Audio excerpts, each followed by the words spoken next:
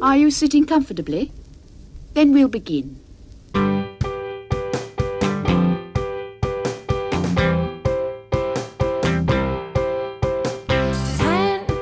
minutes left. Yeah, but there's still some time. It's not the final score. We need more than the numbers we're given. Show us you live and breathe the game. You're more than a name. That's what we came for. We can bring you more than the score. Every story. Let's take this thing off of the field into the real world away from the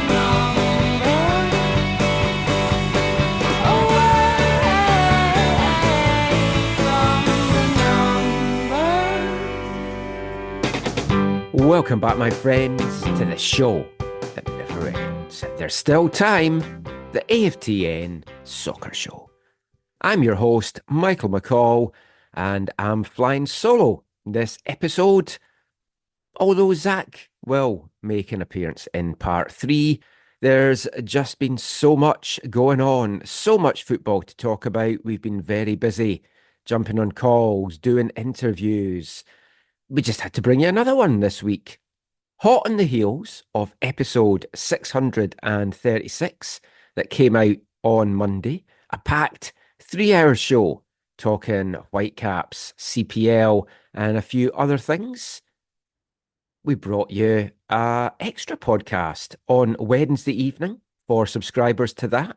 If you're not a subscriber yet, go and check out aftn.ca to find out how you can. $30 a year. $3 a month. The latest episode, episode 91, was a 53-minute show around women's soccer in Vancouver. A look to the present with the Whitecaps Girls Elite and their final game against Portland Thorns on Tuesday in the CONCACAF Women's Champions Cup. And a look to the future for what may be to come with Vancouver Eyes and the NSL. Lots of audio featured in that one as well. Everyone from Christine Sinclair, Katie Collar, Rob Gale, Landon Donovan, and a number of the Whitecaps players as well. So check that one out and subscribe if you haven't already. But we're coming up to a big weekend in North American football.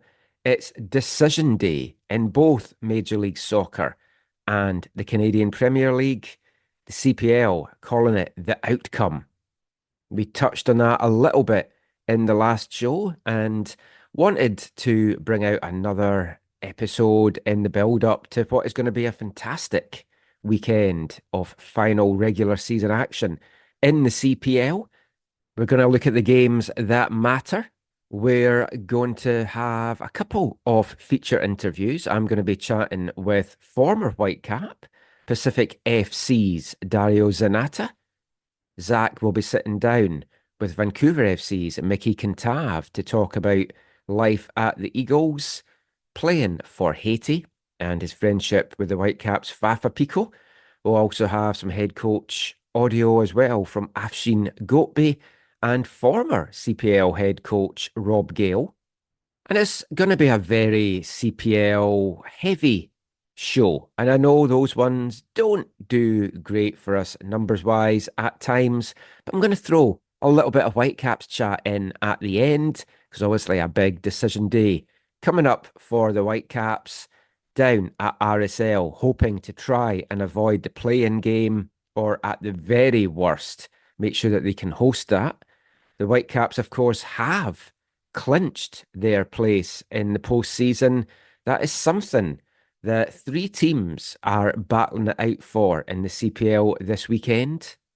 2 of them, BC teams, Pacific FC in pole position right now, Vancouver FC nipping at their heels, and Winnipeg's Valor nipping at both of those heels, but like a slow old dog, have a little bit to do to try and catch up, and it's totally out with their own hands. We'll get into all of that shortly. I'm also kind of using this podcast as a trial for something that we're looking to do next year on this show. There is obviously a lot of stuff to cover. We do cover a lot. Our main podcasts have now expanded to 3 hours on a regular basis as opposed to just when needs must. And then next year, you kind of add in an expanded League One BC. And of course, the big news in the Canadian soccer landscape next year as the Northern Super League kicks off. Vancouver Rise and 5 other teams involved in that. And we want to obviously give that coverage on the show as well. So, what I'm proposing to do, and I'd love to get listeners' thoughts on this as well, is once the NSL and the CPL season gets underway in April, looking to maybe do 2 podcasts a week. So, our main weekend podcast will be Whitecaps, MLS, national team, and any big breaking stories. That will also be the one that will feature on CITR radio on Wednesday nights in a rerun. Then on around maybe a Thursday, maybe a Friday, depends on time and what we can get done, bring out a second podcast, which will be focused on CPL, the NSL, League One BC, and again, any other breaking news of that week. So we'll have some Whitecaps stuff in that as well. Now, I'm not saying both of them are going to be 3 hours. I'm not saying both of them will not be 3 hours because, I like to chat.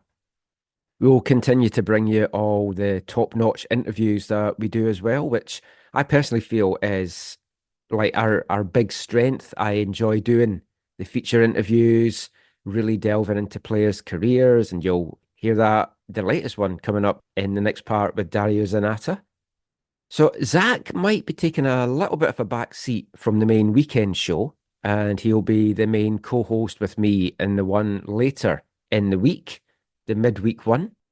He'll still be around, though, for the weekend shows up to that point, and maybe still involved in some of them after that as well. I've then trying to decide what I want to do with the main show. So obviously I'm not going to just host it myself because nobody wants to listen to too much of me talking for hours and hours at a time. Just ask my wife. And I'm either going to have a number of special correspondents. So we might have, for example, Felipe as our Whitecaps correspondent, Har as our Whitecaps correspondent, Har as our women's soccer correspondent, Zach as our CPL correspondent, that kind of stuff. Also open, though, to having a brand new co-host. So if you're listening to this and you want to be maybe a regular co-host on the show, recording every Sunday or Monday, get in touch. We'd love to hear from you. Let us know what you've done, what you'd like to do, how interested you are on being a regular on the show, and we can chat a little bit further. AFTN Canada by DM on Twitter, AFTN Soccer. You can DM me on Instagram or aftncanada@hotmail.com if you prefer to get in touch by email. So we'll obviously keep you posted in all of that over the coming weeks and months. No big changes coming until about April time anyway, so it'll just be business as normal till then.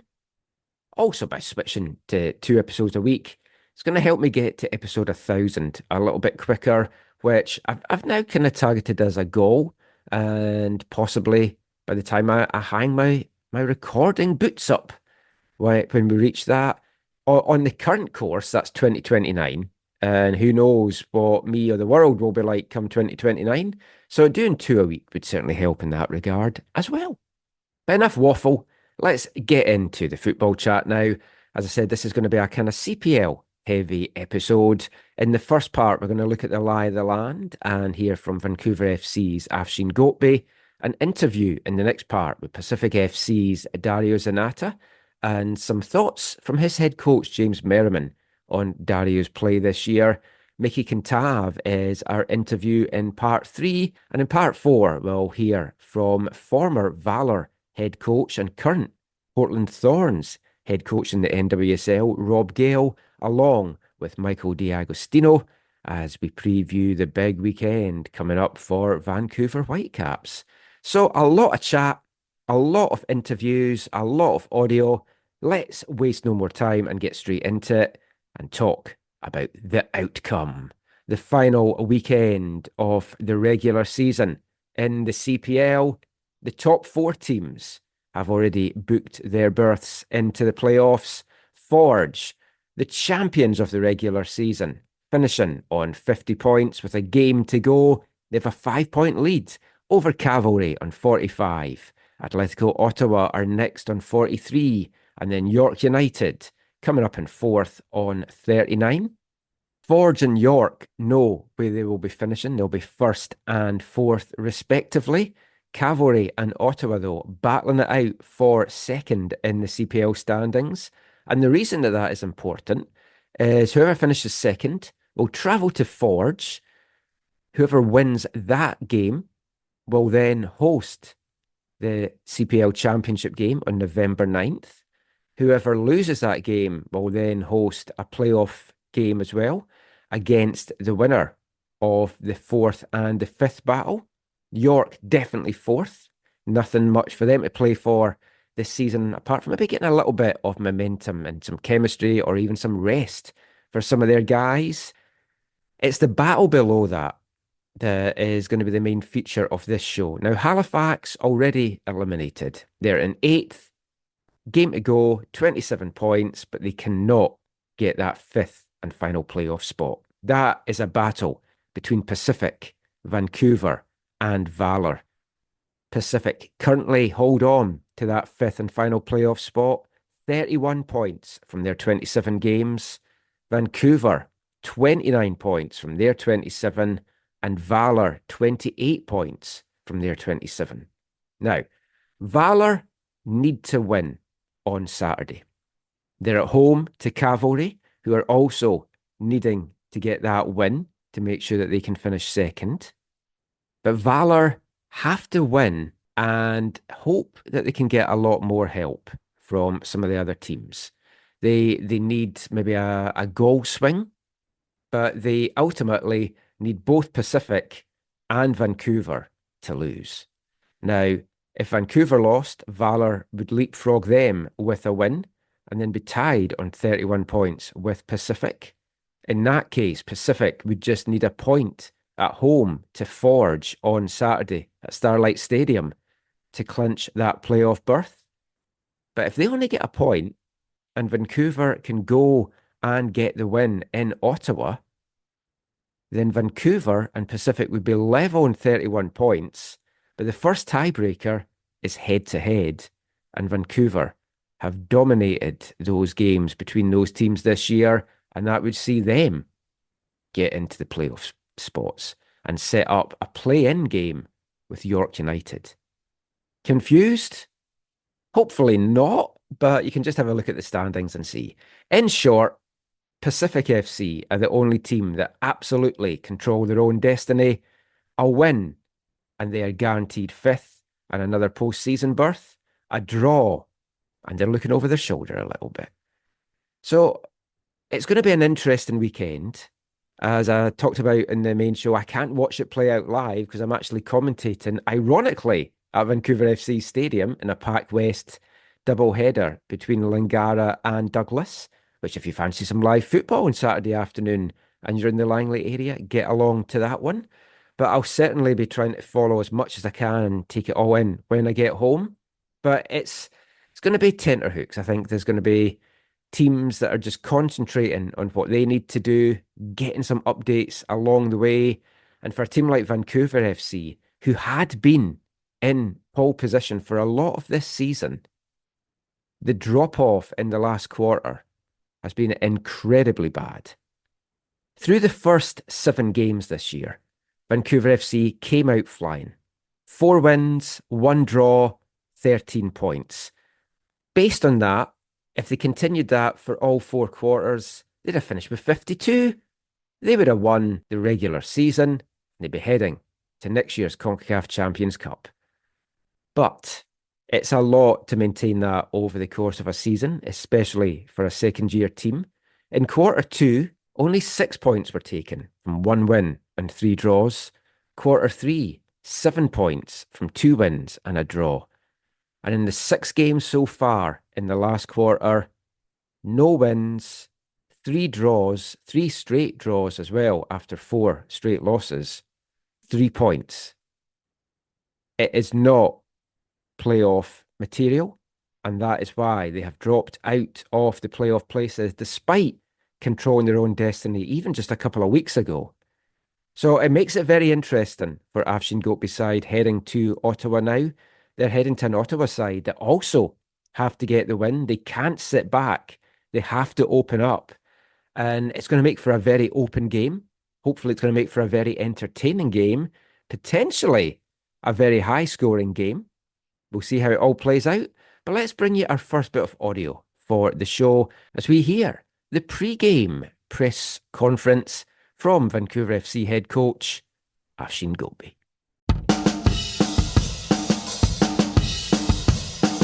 You've coached in a lot of massive games in your experience in your career. This is obviously another one for you guys, knowing you have to go out and win. Just what, in your experience, are some of the keys and the priorities when you prepare for a big game like this in terms of, the mentality and the preparation?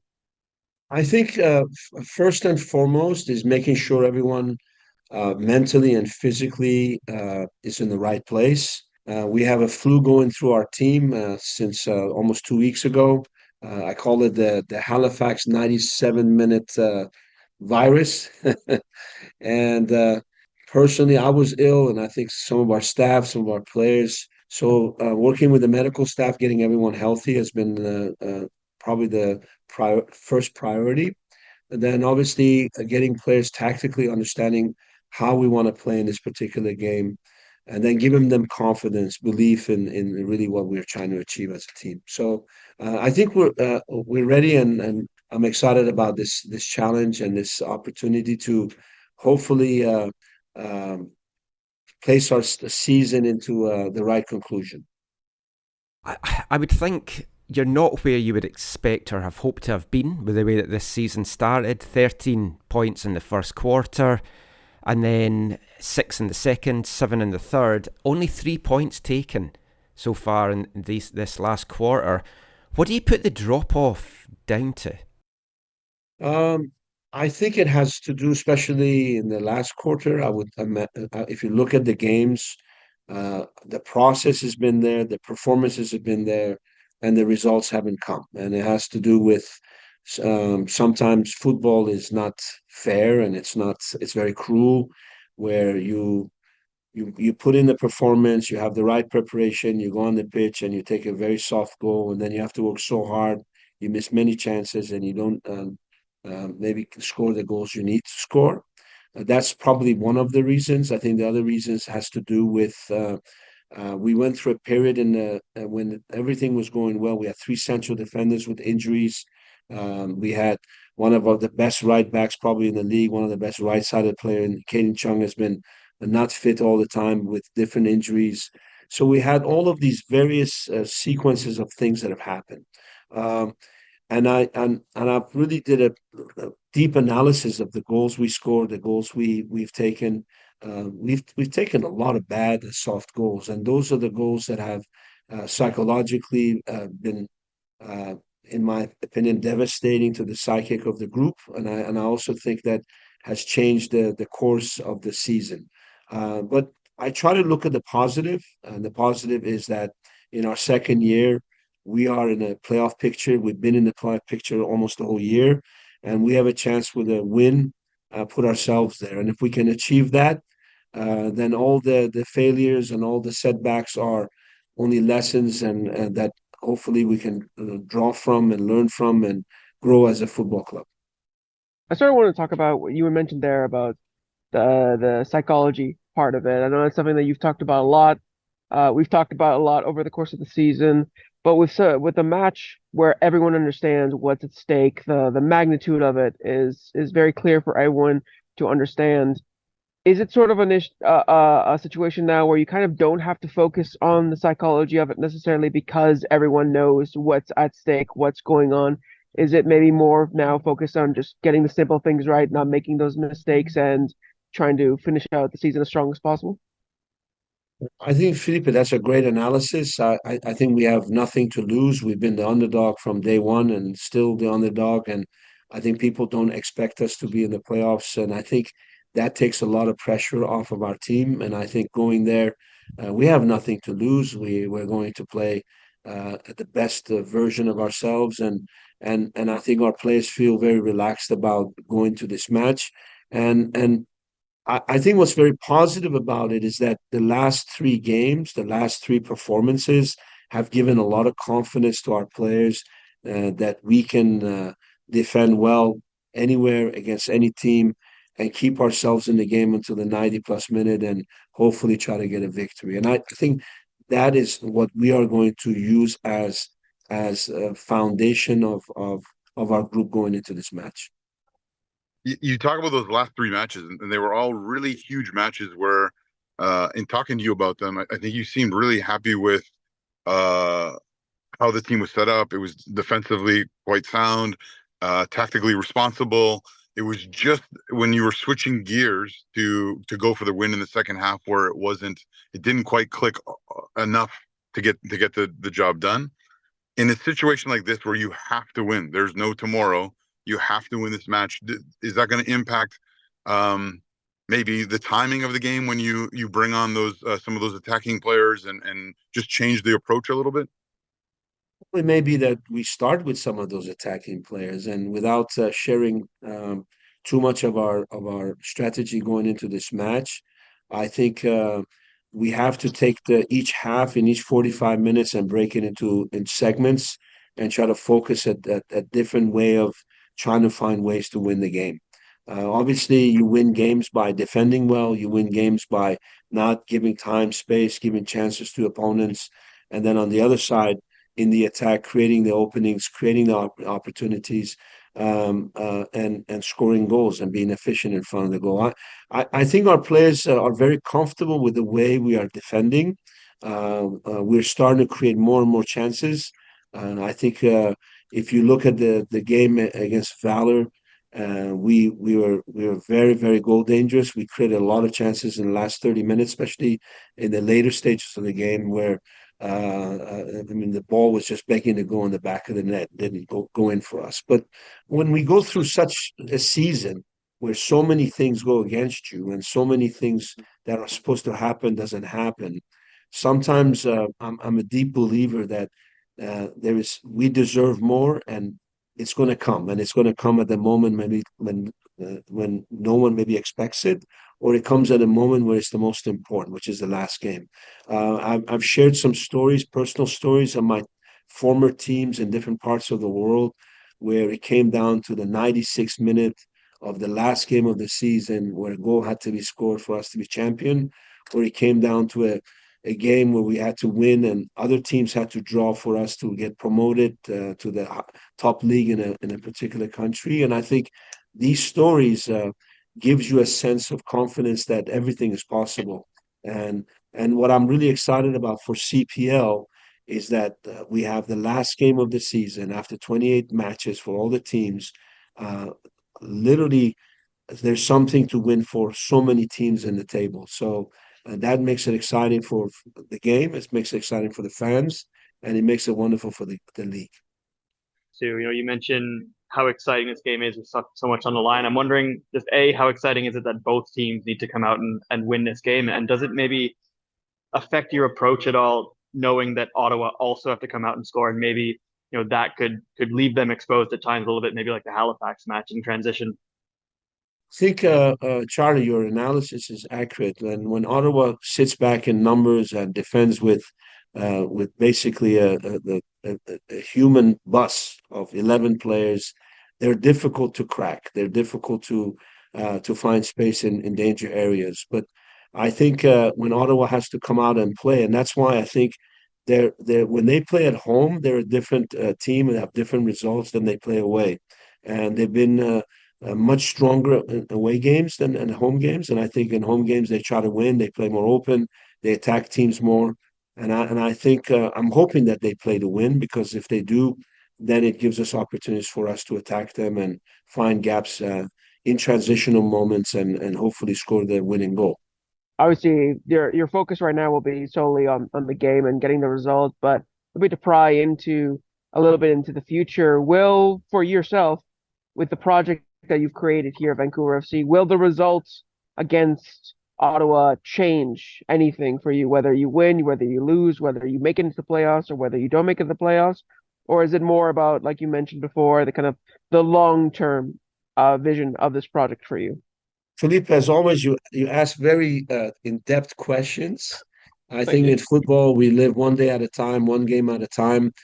Personally, as when I started this project, it was a long-term project, building the foundation of a football club, and I'm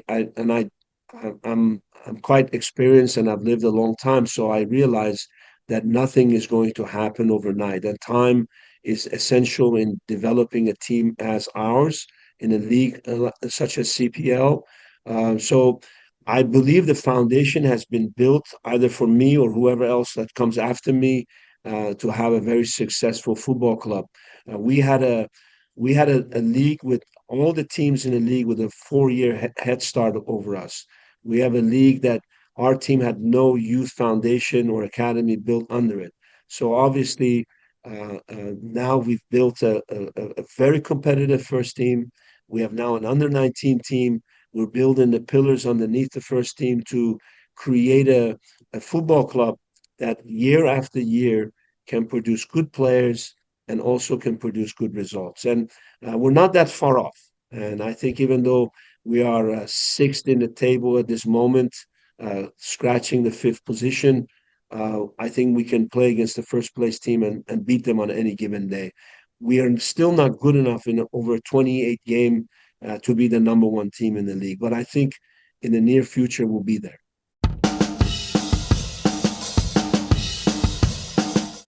Afshin Ghotbi there talking about the big matchup this weekend. Now, if you're wondering about the game that Afshin mentioned there, some of you will already know this, and I think it was talked about by a few places, ourselves included, when he first got the job with Vancouver FC.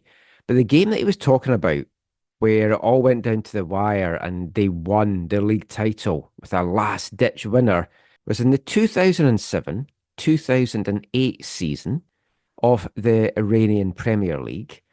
Afshin Ghotbi was in charge of Persepolis, and it was a very interesting season. I'll let you read about the whole kind of comings and goings of the season online, Wikipedia or wherever. But you had basically Persepolis and Sepahan battling it out for the league title all season long. Sepahan got points deducted that was then later reduced. Persepolis also got points deducted by FIFA because of unpaid wages.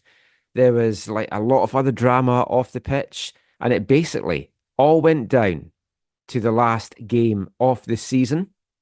Sepahan led the IPL by 2 points, and in front of a staggering 110,000 fans, Afshin Ghotbi's Persepolis side won the IPL title with a 96th minute winner, and you can just imagine the scenes. I'm sure he would prefer a much easier day at the office on Saturday, but likewise, if there's drama and it all goes down to the wire and it's a 96th minute goal that takes him into the playoffs, pretty sure he'd be happy with that as well. And it has been an interesting season for them. I mean, he touched upon it there. They've had injuries. They've had some big defensive, especially centre-back wise injuries that's kind of depleted them. It's a young team. They are still really putting all the pieces together. That said, though, there's been maybe some strange lineup decisions, some strange formations that we've seen over the course of the year. But there's simply no getting away from the fact that the drop-off has been alarming. And as Afshin said, we're a good team. We're a team that can go and play the number one team Forge and beat them on any given day. And they have. They've gone to Hamilton and done that this year. Their problem is they're not deep enough to maintain a 28-game season at that level. And I think you've seen it down the stretch here. It's just been a bit of a tough battle for them. That was also a question that I put to Alejandro Huero Diaz in the pre-game call as well. Here's what he had to say about that.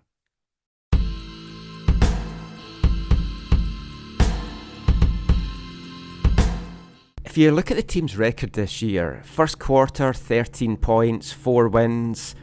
It's got gradually worse as it's gone on. Last quarter, or this current quarter, no wins from the 6 games so far. What do you put the drop-off down to? Well, I think it's just like, I think that's football. Just sometimes you do the right things and it doesn't go your way, and sometimes it goes your way. So if we keep pushing and we keep working on like what we're training and what we can focus on and what we can control, as I said before, I think we're good.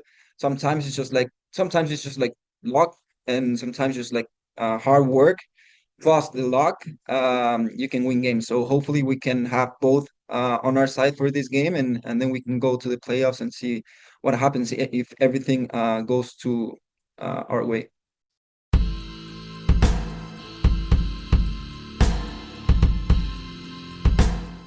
Alejandro Diaz there, just talking about the drop-off. He's still confident that they can do it. He's had a good season himself.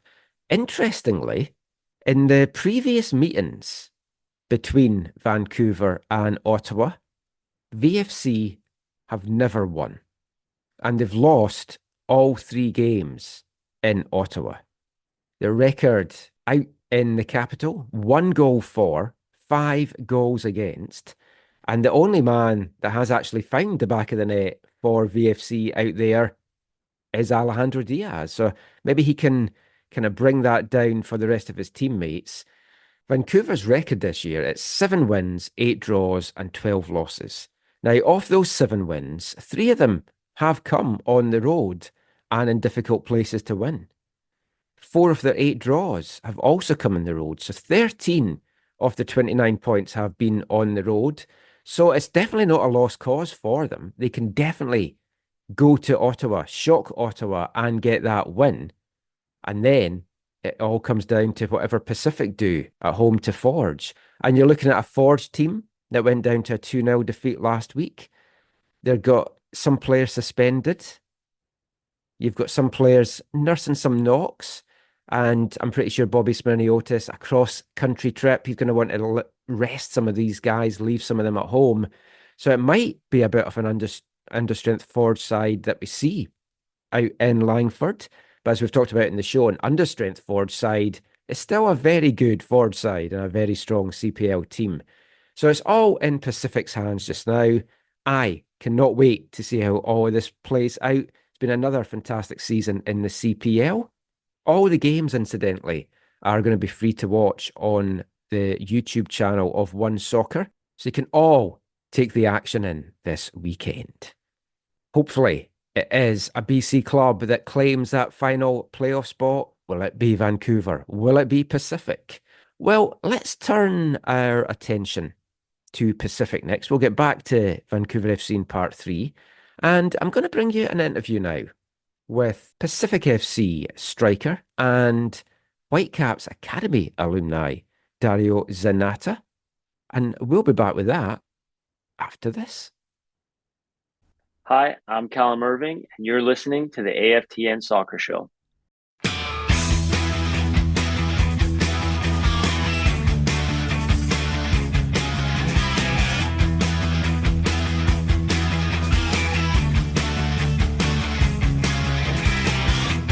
Chemical lullaby, I'm on your suicide with kamikaze eyes.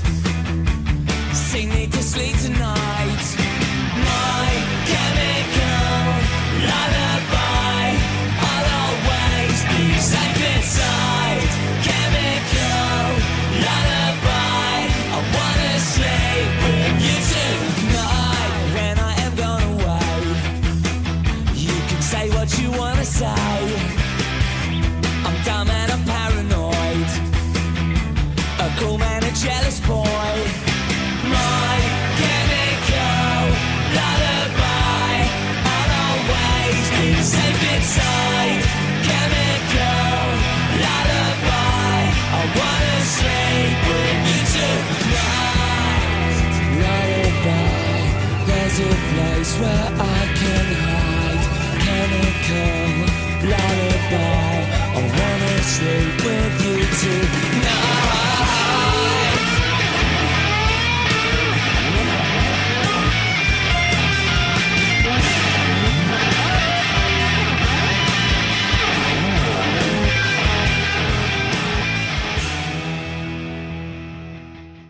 Welcome back to There's Still Time, the AFTN Soccer Show. And kicking off this part, it's this episode's song from our album of the month from 1994, English band Kinky Machine. It's their second album, Bent, and that was the track from it called Chemical Lullaby. And I think depending how this weekend plays out in CPL and MLS, there might be some very upset fans that are needing a little bit of help, maybe some chemical aids to help them get to sleep, because it could be a weekend of celebration, could be a weekend of heartbreak. That's why we love the game. That's why we watch the game. And for one man that we're about to speak to, he's going to be hoping that he is going to be celebrating over on Vancouver Island, and that is Pacific FC striker Dario Zanatta, the 27-year-old from Victoria in the CPL for his first season, playing for his hometown club. It's been a bit of a rough year for Dario. There's no real getting away from that. Made the move from the Whitecaps over to Scotland in 2015, came back to Canada just before the CPL season started this year, and so far, 27 games played, 4 goals, 2 assists, and it was a bit of a dry barn spell for Dario, where all those goals and assists have come over the last 6 weeks. But since he's found his scoring form again, he has really hit form and formed a really good offensive attacking partnership with Moses Dyer. So I got a chance to sit down with Dario on Thursday afternoon just to chat about his career, his move to Pacific, and this exciting weekend to come. So go stick the kettle on, grab your biscuit of choice, sit back and enjoy the first of 2 featured interviews in this episode. Here's Dario Zanatta.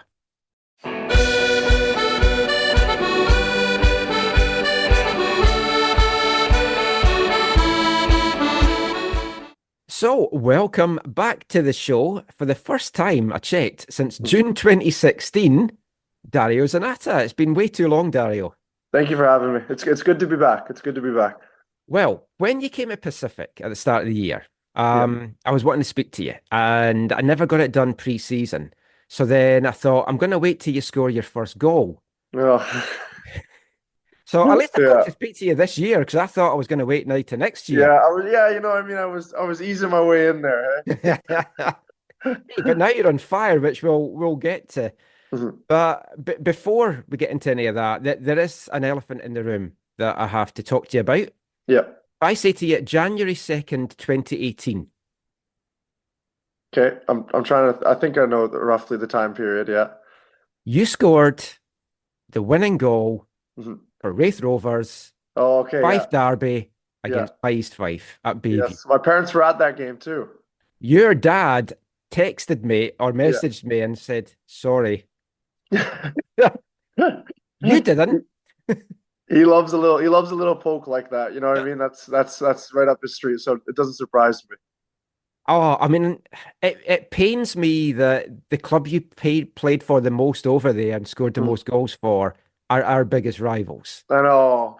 It's funny. It's actually funny when you say that too, because I remember first moving over there, and East Fife was the first ground I played at. I know. I have pictures of you from the friendly. Yeah, I remember. So it's just so funny how it's like such a small world, right? You know what I mean? In that in this environment, right? So I know I can only apologize. They're doing well this year, though. Oh yeah, we're going Campbell's up got this them year. going. And like before, I won't just talk about East Fife because folk don't want to hear about that. But I've been told a couple of times that they had tried to sign you. Yeah, I remember it's probably like at the start when I was at Hearts. They definitely did maybe then. going there on loan and stuff like that.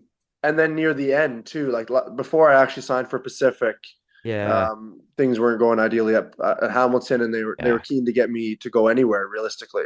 as crazy as it sounds, right? But by that time I was living in Glasgow too, so it was like okay, so that answers. It would have been a bit of a you know what I mean, journey just to go on for a Tuesday, Thursday night, right? So, I was going to ask about that mhm. because I didn't know if you'd stayed in Edinburgh the whole time because Yeah. obviously a lot of your later teams were out west, including like Ayr, and I was thinking, geez, that's a hell of a journey if you're doing that. Yeah, no, so yeah, basically right when I played when I was when I was at Hearts, I stayed in Edinburgh the whole time. And then right when I signed for Partick, I moved through to Glasgow. That was like part of this like the situation. So Yeah. I ended up buying a flat right beside Celtic Park. Oh, So wow. yeah, like literally you could like you can be closer to Celtic Park than where I was living for 4 or 5 years there. So um it was cool to like see what the you know what I mean like to get the Champions League nights and you get the atmosphere almost and Mm. you'd be trying to I didn't go to many games to be honest. I wasn't like a huge Celtic fan, right? But you'd be watching on the TV and then all you hear was a roar. You know what I mean? You're like, okay, well someone's just scored. Yeah, it's like, oh, well, that So spoiled the game. yeah, exactly. So little things like that. It was a really I was glad I got to experience like both Yeah. big cities if that makes sense. Yeah. Yeah. Like I used to work with a guy that was a Celtic season ticket holder, and he Yeah. got me tickets for a couple of the Champions League game nights, and it was like amazing. I got to see Porto and Juventus, and Yeah. oh, I think I was at one of the Barcelona games as well. Oh wow, It cool. is, it's an atmosphere you Yeah. Oh, can't beat. it's crazy. You know what I mean? Yeah. It's a different level to what you're used to over here. Oh yeah. Hmm. Let's go even further back then Yeah. to when you made that move to Hearts, Hmm. June 2015. Yeah. Obviously, there was no CPL at that time, but I think even if there had been, I think Europe was always something that was like from chats that we'd had before. That was always something that you would have wanted to do. Yeah, definitely. As you say, it's like it's a whole different it's a whole different um situation now for younger boys coming through the Whitecaps, you know what I mean, with the CPL and everything like that. But at the time, like there was really nothing for any of us. Yeah. If you weren't good enough for the first team, you had to, you know what I mean, you had to do something to try and like Oh yeah, prolong but it. also guys weren't getting played. Like they were signing guys and they weren't even seeing the pitch. Oh, So I know. It's it was the like right thing for you to do, it's funny 100%. you look at Sam Adekubi now, you know what I mean, and they could have had him for years, right? Yeah. And they were like almost reluctant to like, but yeah, there was better players. There's Bustos, Kians, all those guys that never really got a sniff, and it was I started seeing how it was going, and I thought, you know, I've got my Italian passport. It'd be stupid not to like Mm. explore this opportunity, right? So, um, I'm super glad I did it, and it's something that I look back on, and it was definitely. I remember it sort of changed how lots of boys thought at the Whitecaps at the time, at the residency at the Yeah. time, right? And even how the club dealt with players, right? So it was definitely a big risk, but it paid off, I felt. Yeah. I mean, when you made that first move, could you Mhm. have envisaged 9 years you would have spent over there? Yeah, no, I wouldn't even expect it to be in Scotland, right? When I first did it, you know what I mean? Because Mhm. I sort of travel. I don't know how well, but I sort of traveled around. I started in Sweden and just went on trial with as many clubs as I really could. You know what I mean? And try to get myself out there and just sort of get into somewhere, right? And then what ended up happening was I probably felt obviously England would have been perfect, right? England would have been, you know, what I mean, there's so many clubs there, and I Oh, just sort of yeah.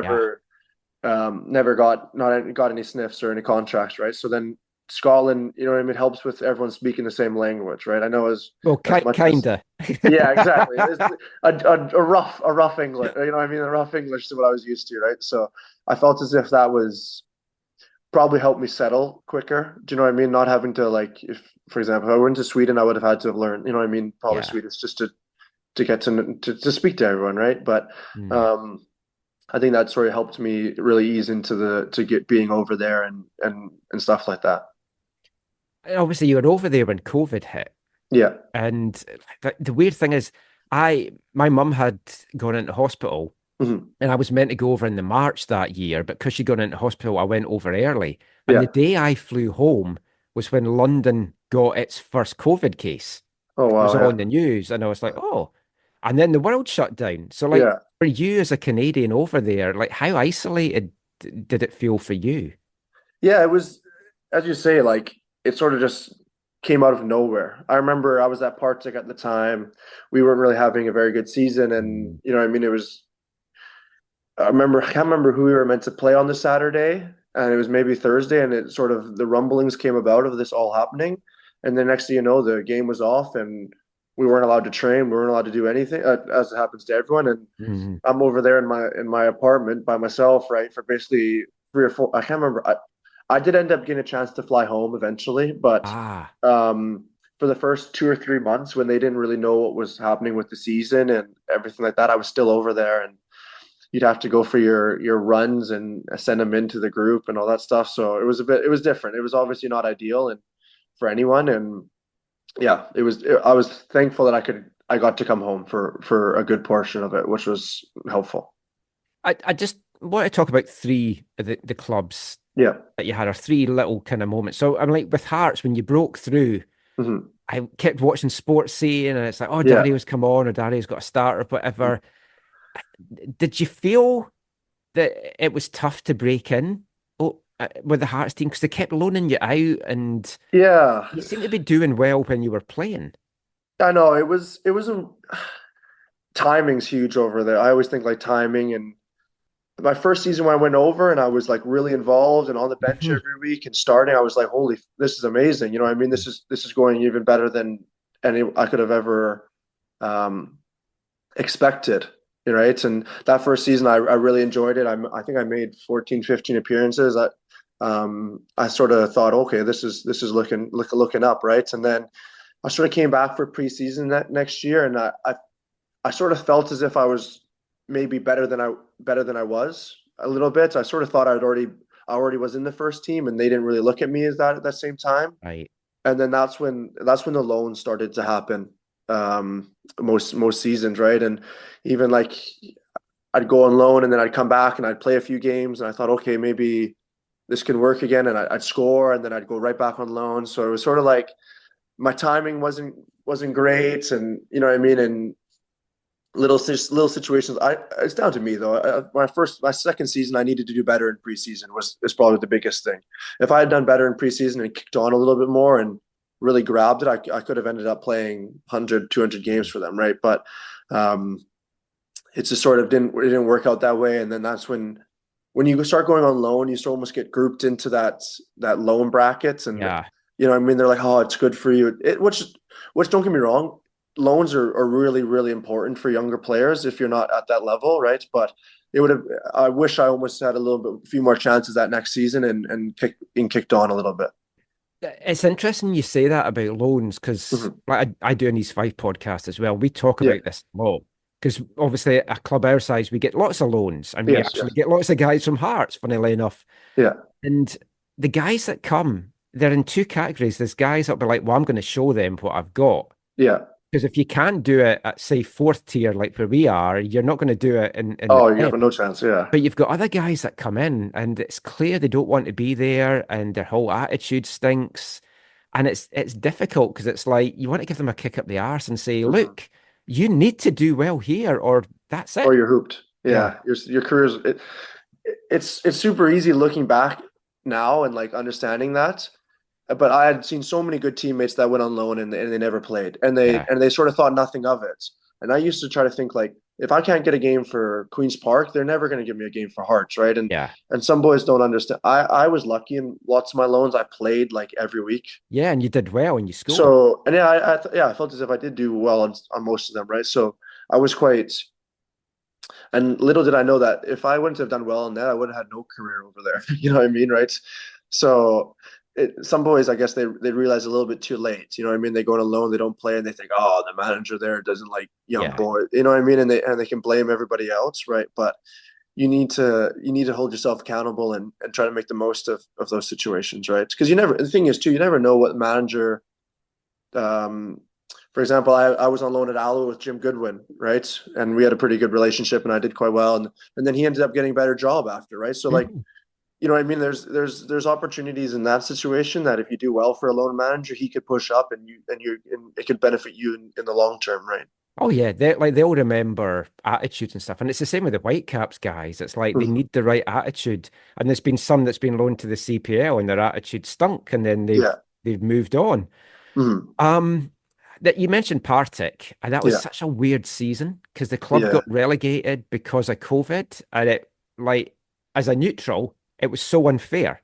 They Hmm. did not deserve to get relegated. Hmm. I know, like, you had it in your contract not if they got relegated, it let you get out.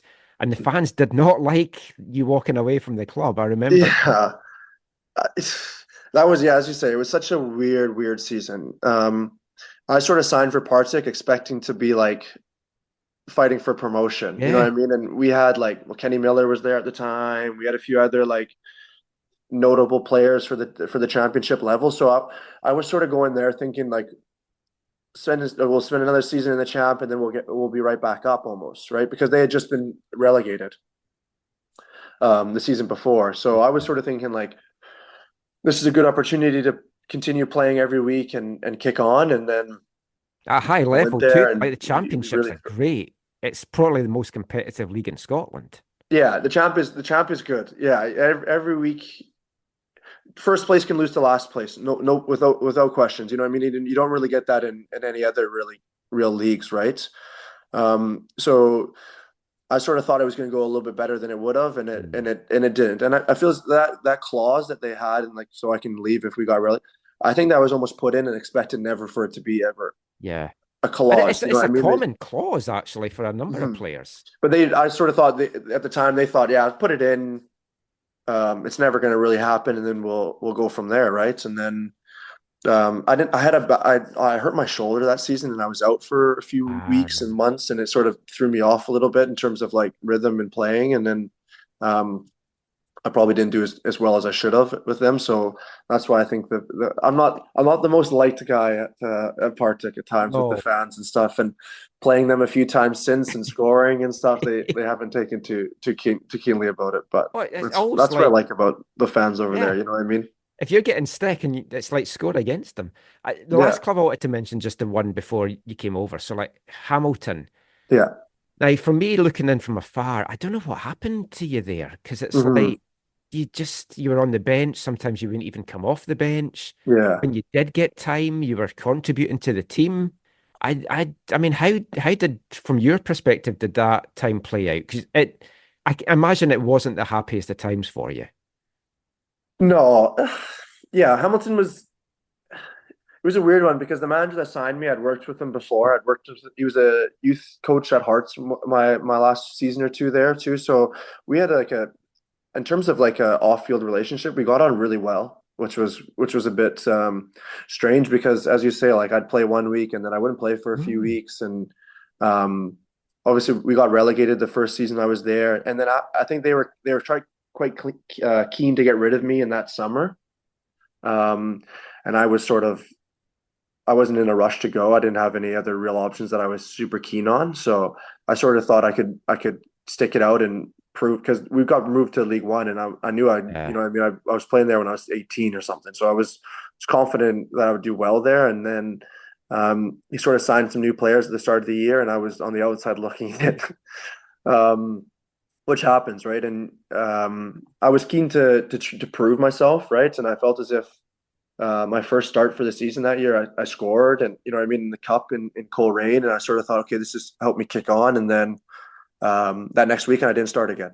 So it's sort of like it was a bit frustrating in that sense because I really enjoyed the dressing room there and the boys there. It was a really good bunch we had. So it was sort of like it'd be Monday to Friday. I'd be having a great time, like you know what I mean, enjoy training, and then Saturday would come, and then you know what I mean, you're leaving the ground, and you've maybe played 10 minutes, or you're not played, and you're like, is this work? You know what I mean? Like you're like, Yeah. You're a long way from home and yeah, it's like so that was super frustrating because I wanted to do well there.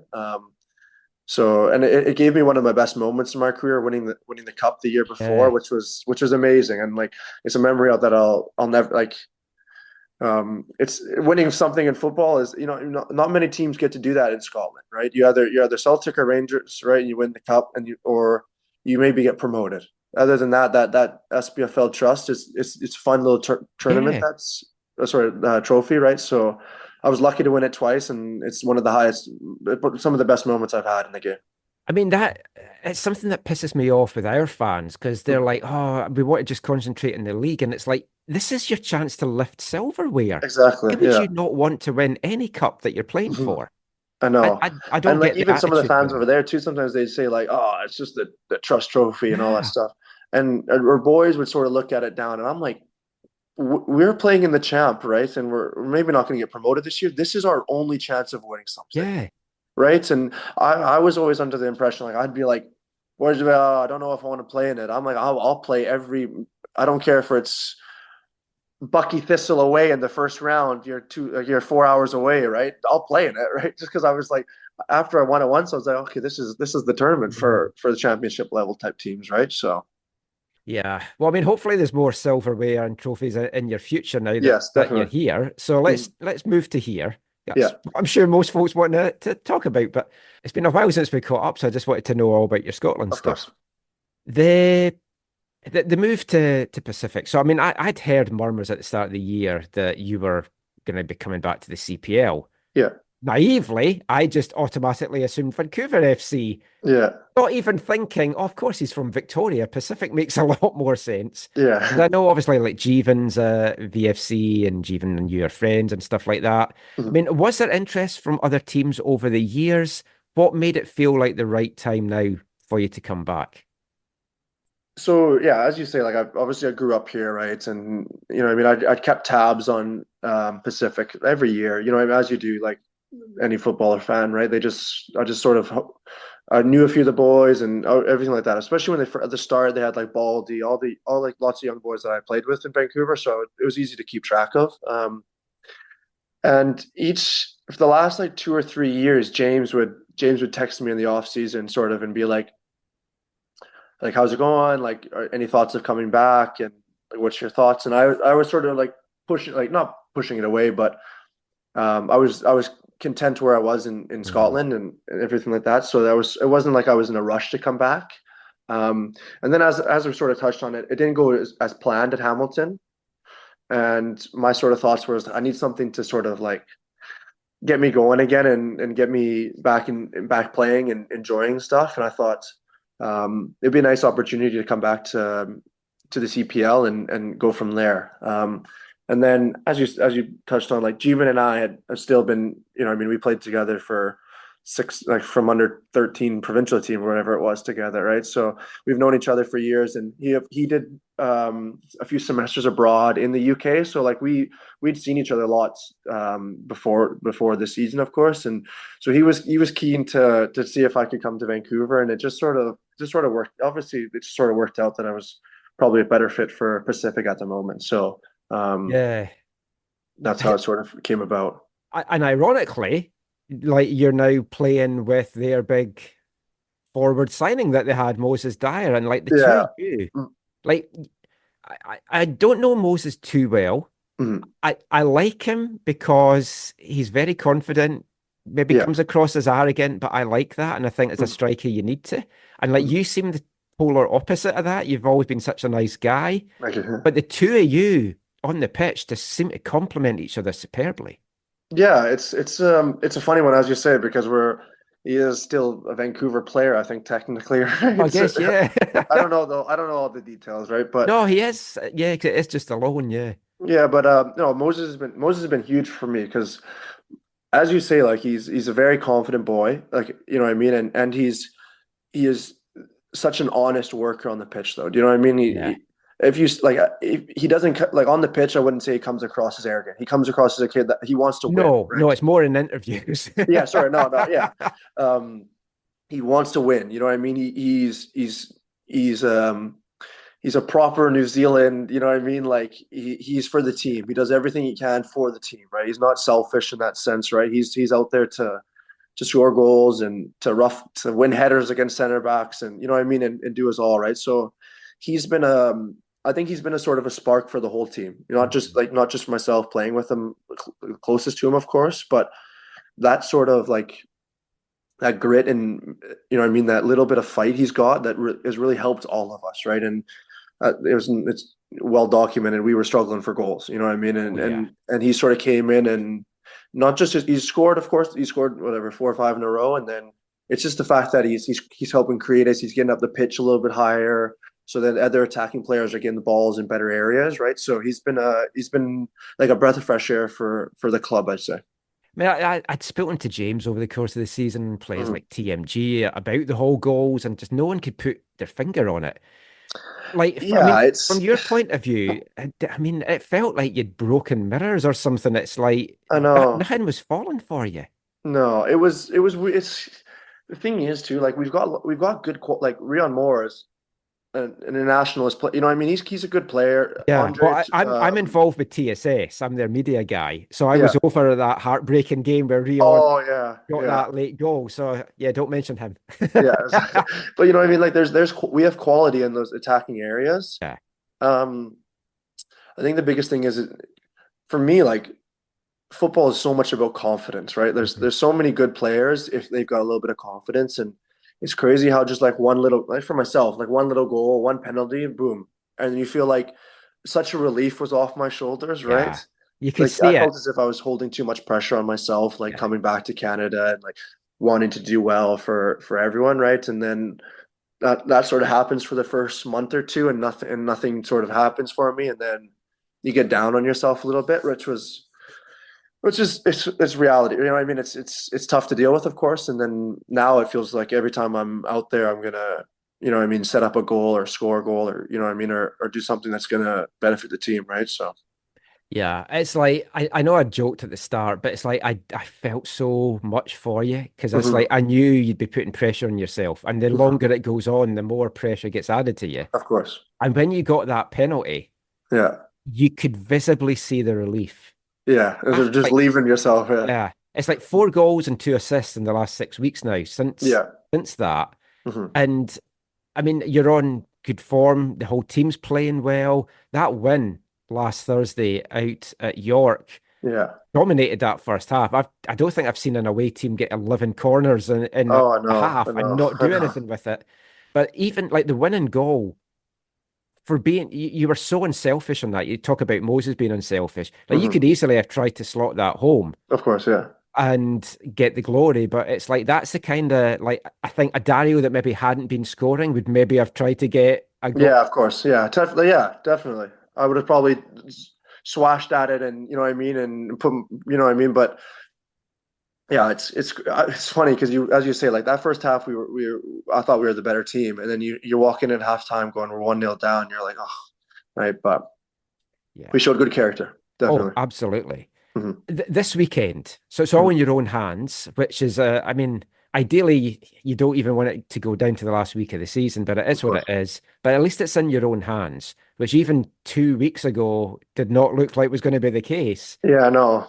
I mean, what are you expecting this weekend? It's a Forge team that we know are good, but you also know they've clinched it. So it's like, do they rest guys? Do they want to? They're missing some guys from suspension. But even then, a second string Forge is still a tough team. And you know a win gets you in, and a draw might not. I mean, it's a tough one to approach. Yeah, as you say, there's a few different variables because we have as you say, Forge are deserving champions. You know, what I mean, they're a very good side, right? And even their subs or their maybe not starters per se are very good players. So it's not as if they're coming in here and we're thinking it's going to be a cakewalk, right? So we know we're going in there to win the game. It's not about we're not trying to rely on Ottawa or Calgary to pick up results for us to get us in, right? We're going in here thinking we get 3 points. We don't even have to check the other scores. We're in the playoffs, right? And we're going back to York where we've just been, right? So it's one of those situations that I'm assuming, I don't know what the whole situation is on the suspensions. I know the midfielder is suspended, and then I don't know if there's other situations, right? I think So there is a couple out, but I know Hojapur is yeah, definitely out. But yeah, yeah. So we're you know, I mean, we'll give them respect that they deserve, of course, but we're going out here, we're going Saturday to make sure we win, and then it's completely in our control, and then I feel as if it's a good little spot if you can get in that fifth spot. You know, what I mean, people are not really too worried about the fifth place team, right? And it's a good little spot if you can get in there and Mm. we win maybe this weekend and then boom, we're 2 wins in a row and it's a momentum, right? We're going into the playoffs with momentum and we're looking forward to it. last couple of things. Mhm. How has it been being back on the island? Yeah, It's you've been in two big cities, and then you're coming back to island life. yeah, Now, who was it? Was TMG I was speaking to about that, and he yeah, said he found it difficult when he first came from Montreal, but now he loves it. I mean, he goes back to Montreal, he finds it weird just because it's noisier now. I mean, how yeah. how have you found moving back? I've enjoyed it. The biggest thing for me is being able to like spend lots of time with my parents and my parents. So my parents live in Kelowna right them now at the Yeah. moment still, but my mom flies in for every game. You know what I mean? She stays with me, and you know, and we get to golf together. We get to hang out. We get to do lots of like nice things, right? And it's probably been the toughest on her, right? Because when your son's living, you know what I mean, Yeah. halfway across the world for 9 years, it's not easy, right? And she's super supportive as she's always been, right? So it's been really nice to have like little things like that back in your life. I love Scotland. I really enjoyed my time there. You know what I mean? So um, I sort of at the start I was missing like the witty banter of like of guys, and you know what I mean, like little things like that, and like the culture over there I really got used to, and I really got involved in, and I really liked. So that probably took a little time to get used to living back over here, and people are a bit more serious, and you know this, like you'll have experienced it Yeah. yourself, right? The So food's um healthier, at least over here. say it again, sorry. The food is healthier, at least over Yeah, the here. food is better. Definitely food. There's no question about that. But it's been good though. Like the thing is too, like the last few months of when I've been playing better and stuff like that, that's probably made me enjoy the island life even more, right? So um I'm hoping to continue and to kick on really. Well, good luck for this weekend, hopefully Thank you. for the rest of the season to come. Well, yeah, good luck, man. It's been great catching up, Yes, definitely. and hopefully we can see a little Pacific run now. Perfect. Looking forward to it. That's great. Thanks so Thank you, much. man. See you Cheers, later, Dario. okay? Take care. Oh, this is my island. Oh, this is my island. From the port on east right through the mission till the end of time. Oh, this is my island. Oh, this is my island. We feed the sheep and cut the beans until the day we die.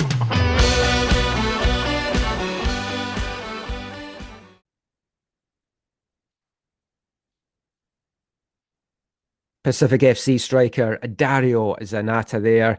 Great to talk to him about his time in Scotland. And it's great to see him back in Canada, scoring goals as well after a tough start. And hopefully he can get the Tridents into the playoffs, continue the good run of form that they've had. I just want a BC team to get to the championship game, hopefully against Cavalry, and then maybe fly out for that. So we'll see how all of that goes. A lot of football to be played before that happens. But James Merriman, the head coach of Pacific FC, brought Dario to Pacific FC for a reason. He knows he can score. He knows he can contribute.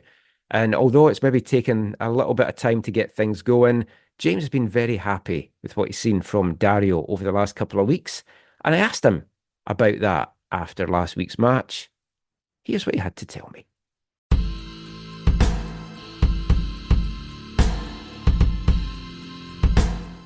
Wanted to ask you about Dario. Obviously, it's been a bit of a tough season for him.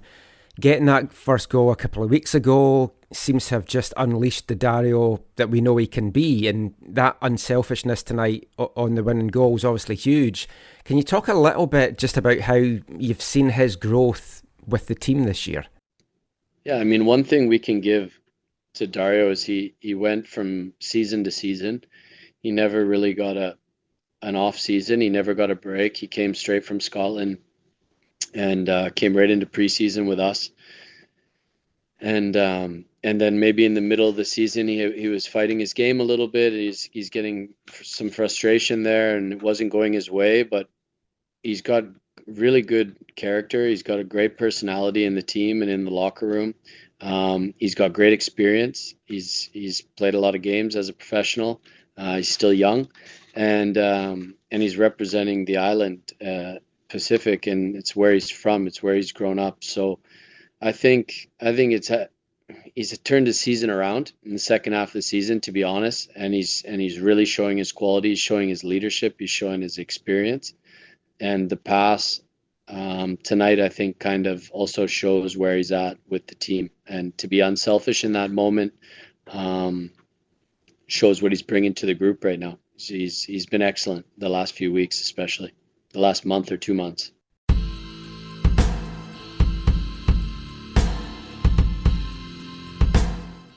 James Merriman there, talking all about Dario Zanatta and his contribution to Pacific FC this season. It's going to be an exciting one for them. Hopefully, it's a good crowd out at Starlight for the visit of Forge. A win guarantees that they are in the postseason once again. A draw, and they are anxiously looking to see how Vancouver FC did. A defeat, and as I mentioned, that also brings Valor into the equation. So all the games kick off on Saturday, 1 o'clock. You can see that on One Soccer's YouTube channel. Good luck to Pacific. Good luck to Vancouver FC as well. And we're going to turn our attention now to Vancouver FC once again, and the second of our feature interviews, as this time Zach sits down with Miki Cantave, and we'll bring you that after this. Hi, I'm Dario Zanatta, and you're listening to the AFTN Soccer Show.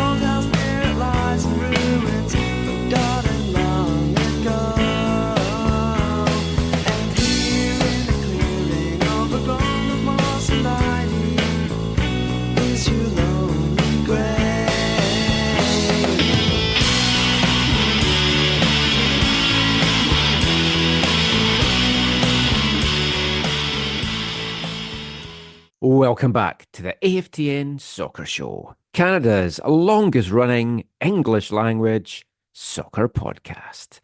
And kicking off this part, it's our Britpop song, our official Britpop song. Kinky Machine would also qualify for that, but this is our official Britpop song for this episode. And if you're a new listener that's just joined us for the first time or haven't listened for a few weeks, we've been doing some Britpop music to celebrate the 30 years of Britpop. A lot of good songs came out in 1994, so we're going to be honouring and paying homage to those great tunes for the rest of this year and into 1995 and throughout 1995. So for this episode, we've turned to three-piece Irish band Ash, former Artist of the Month here at AFTN, and that was their third single, taken from their debut mini LP, Trailer. That was Uncle Pat, a song that only reached a number 102 in the UK singles charts. It did reach number 2 in the UK rock charts and number 20 over in Ireland. A fantastic song from a fantastic band. We're going to continue the CPL chat now by speaking to one of the Vancouver FC players who is also going to be battling for this fifth and final playoff spot this coming weekend on The Outcome. So joining me now for this part is Zach. How you doing? Excellent, Michael. How are you doing? Good. So you got a chance to sit down with Vancouver FC midfielder Miki Cantave to chat about his career journey. We'll hear that in a second, but good chat. Yeah, I totally apologize. I don't know how the audio comes through for you, but tried to make it work on Zoom. Had a major issue on Zoom, so just went to the VFC offices and sat down face to face, which was a really enjoyable experience and always better when you can look someone in the eye as they're telling you their story. And Yeah, I had that with Sebastian Berhalter a couple of weeks ago. And although I prefer Zoom for the sound quality, Mhm. it is nicer to do it face to face. And Sebastian appreciated it face to face more as well. So I'm sure Mickey did. So yeah, there is a slight difference, a little bit of the sound quality. So it's an interview in two parts. So go stick the kettle on, maybe grab two biscuits of choice, and sit back and enjoy our chat with Miki Cantave. Oh, Mickey, you're so fine, you blow my mind. Hey, Mickey. Hey, Mickey. Oh, Mickey, you're so fine, you blow my mind. Hey, Mickey. Hey, Mickey. Okay, it's good to be here with Miki Cantave on the AFTN Soccer Show. Miki, how you doing? I'm good, thanks, Zach. How are you? I'm doing very well. I'm doing very well. Want to talk about a whole bunch of different things. So hopefully, we'll hit on a number of things as we go through this. But the first thing I want to ask you, we haven't talked in great detail, but I was wondering, you came to Vancouver FC in the end of June last season, so you've been here for 14 months or so. I'm just wondering, or maybe it's 15 months now. Yes. How has it been settling into life in Vancouver? It's been pretty easy. I mean, it's definitely different to Calgary or the East Coast where I'm originally from, born and raised, Ottawa. But yeah, it wasn't too difficult. I mean, it's a great group of guys. You know, the staff, everybody at the club was really welcoming in my from the first day. My girlfriend is here with me as well, which makes obviously things easier. So it was a pretty quick and easy adaptation period. And you're enjoying like the Lower Mainland is kind of this sprawling area with so many exciting things. Obviously, the geography is incredibly beautiful. There's lots of exciting stuff to do. You've kind of been able to experience a bunch of that. Yeah, it's really nice. Like the nature side of the cities is amazing, So every time we can, we try to take advantage of that and enjoy it. If there's one thing, you got a weekend or you got a Sunday off or whatever, what's the one thing you would go do if you could do anything in the Lower Mainland? That's a great question. It really depends how I feel physically, I think, We know the games are demanding, with the trips and everything. So Totally. like the priority is always to recover and recharge for the next coming week. Yeah. So whatever helps me do that, I'm for it. I totally hear you on that. Let's talk a little bit about, well, you mentioned you're obviously from the East Coast, you're from Ottawa, you're Canadian by birth, and your heritage obviously is Haitian. We're going to get into that a whole bunch. You have like a very unique footballing story. Like if people Google you and search you and try to see your path, you have a very unique pathway. Like before we get into the here and now, like could you talk about what it was like growing up in Ottawa, and obviously you were with FC Capital United, and then you made a significant jump over to Europe. If you could talk a little bit about the Miki Cantave pathway, that'd be kind of cool. I mean, growing up, I have nothing but good memories, from my childhood and when I was young. On the soccer side, everything was good. I got into the sport. It was a family thing. My dad played, my dad coached, he refed as well. He was a national referee, so he actually mentored a lot of refs that are in the CPL when they were younger and starting off their careers. Mm. My mom also played, coached, so it was a family thing. So you can kind of say I had no choice to kick a soccer ball. But yeah, so I got into it young. I was really passionate about the sport, and I only played for one club in Ottawa, which is like you mentioned, Capital United. And Capital United, actually, we had some type of, I think it was a tournament that we played every U11 or U12 age group. Can't quite remember well. But it was an international tournament in France, actually. So I played that tournament twice with the 95 age group, which is a year older. I'm born in 96. And then I went back the next year with my own age group. And we actually had, it was some type of like friendship, partnership with FC Nantes, where we had like one training session with the team of our own age group. We like mixed the players and we played friendly against them. So I played that game and then I had that training with them the first year. And then, they already had their eye on me. They liked me. They told me to work on a few things and come back the next year with my own age group, which is what I did. And after that, they also followed me in the tournament. They saw me play with Capital United in the tournament. Because the tournament was held, it wasn't too far from Nantes. It was in Brittany, the next department that's beside. And so they liked what they saw. They invited me for trial for 2 weeks and in April. I think I was 12 or 13 at the time. And yeah, so the 2 weeks in October was just training. I trained with the team for 2 weeks. I liked it. They liked me. They told me to come back in April and play a tournament with them. So I went back in April for 2 weeks, played in other tournaments, and after that they said they wanted to have me in the academy. So that's when I decided to make the move, and that's when my European career or experience started at 13 years old. And for our listeners who maybe are not super familiar, Nantes is like known for developing incredible young players and has like a rich history of bringing through a lot of great players. What was that like going there and having that experience there?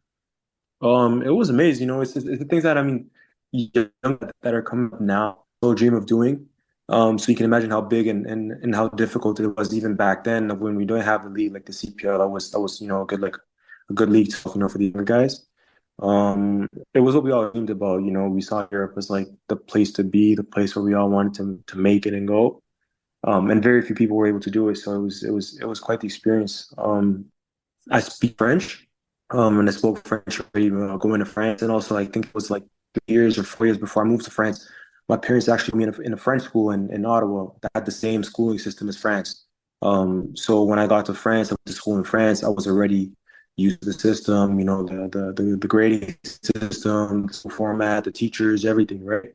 So you have this opportunity to go to Nantes, which has this kind of really renowned youth system. Mm-hmm. I assume your connection to get into France comes through your mom, or was that just? Yeah, so my mom is from Guadeloupe, which is a French island.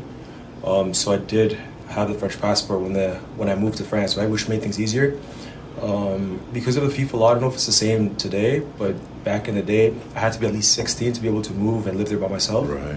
So my mom and my brother came down with me the first year, kind of to support me and also so I was able to live there and move there.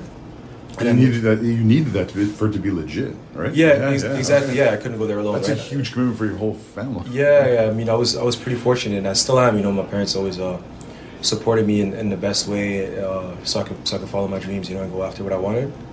And that was a big step for them. It was a big step for the family, and my mom was allowed to telework for a year, which made things a little bit easier on the professional side for her.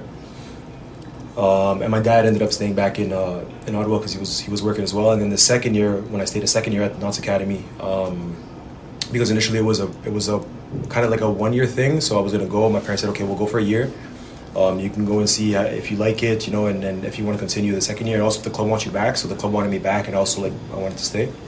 So my parents decided to switch. So my dad came down the second year. My mom went back to Ottawa. And then what was it like the setup at Nantes? Again, they're renowned for bringing through some great players and just in general having a really amazing youth setup. Right. What was that like? It was good. The only unfortunate part was that I think at the time what they call in France the centre de formation, which is like the academy, starts at U15, right? And for some reason that year the president decided he wanted to start it at U16. So my age group, there was a school that was inside the training ground where the players that were part of the academy would go and attend, right, which made things easier for them to train and whatsoever. It was smaller class groups as well. And then our year it got pushed back, so we ended up going to it was a private school in the city, but our schedules weren't necessarily adapted for soccer, which made things really difficult for us, right? Especially for me in particular, because I was never a big study guy. I just wanted to play, and enjoy my football. But I remember the schedule was pretty hectic. We used to get in around 8, and then the latest we get out was maybe sometimes 4 p.m. right? So 4:30, which made it difficult for us to kind of balance and manage both. Did that change in your second year? That was my first year. My second year it was the same as well. The second year things also shifted at the club, which didn't necessarily benefit the local players, and I was considered one of the local players because I was there from the first year, right? But on the fortunate side, I remember it was good. The fundamentals they would teach you, the technique you develop, just the understanding for the game, it was different. Just the way they approach the game and they see the game was a lot different. Now you can see more similarities between North America and Europe because a lot of people coming over from Europe to North America. The game has evolved, but But when I was younger, there was a big gap, and there was a big difference then. So. And I don't want to presume anything, but you're French. Like you spoke French? Yeah. So French well, or yeah. So growing up in Ottawa, I always went to French school. Okay. And my mom spoke to me in French, and my dad in English, so I grew up bilingual, right? So. And it was close enough to what they spoke. Like, yeah, because you always hear about Yeah, Canadien, exactly. No, the biggest difference for me was that my mom actually lived in France as well when she was younger, so her French was a little more neutral. Yeah. And I also went to French private school in Ottawa when I was younger, right? So all of my teachers were from France. Oh, okay. So I was really accustomed to the French from France. Cool. So then you have some more other experiences in French youth. You end up at going to Getafe, another kind of maybe not as well known club, but is a significant club in Spain. And then you dive into Spanish football and you have all these different experiences in Spanish football. What was that like as a pro? Yeah, it was good. I think Spain for me personally was maybe better for the style of player that I am.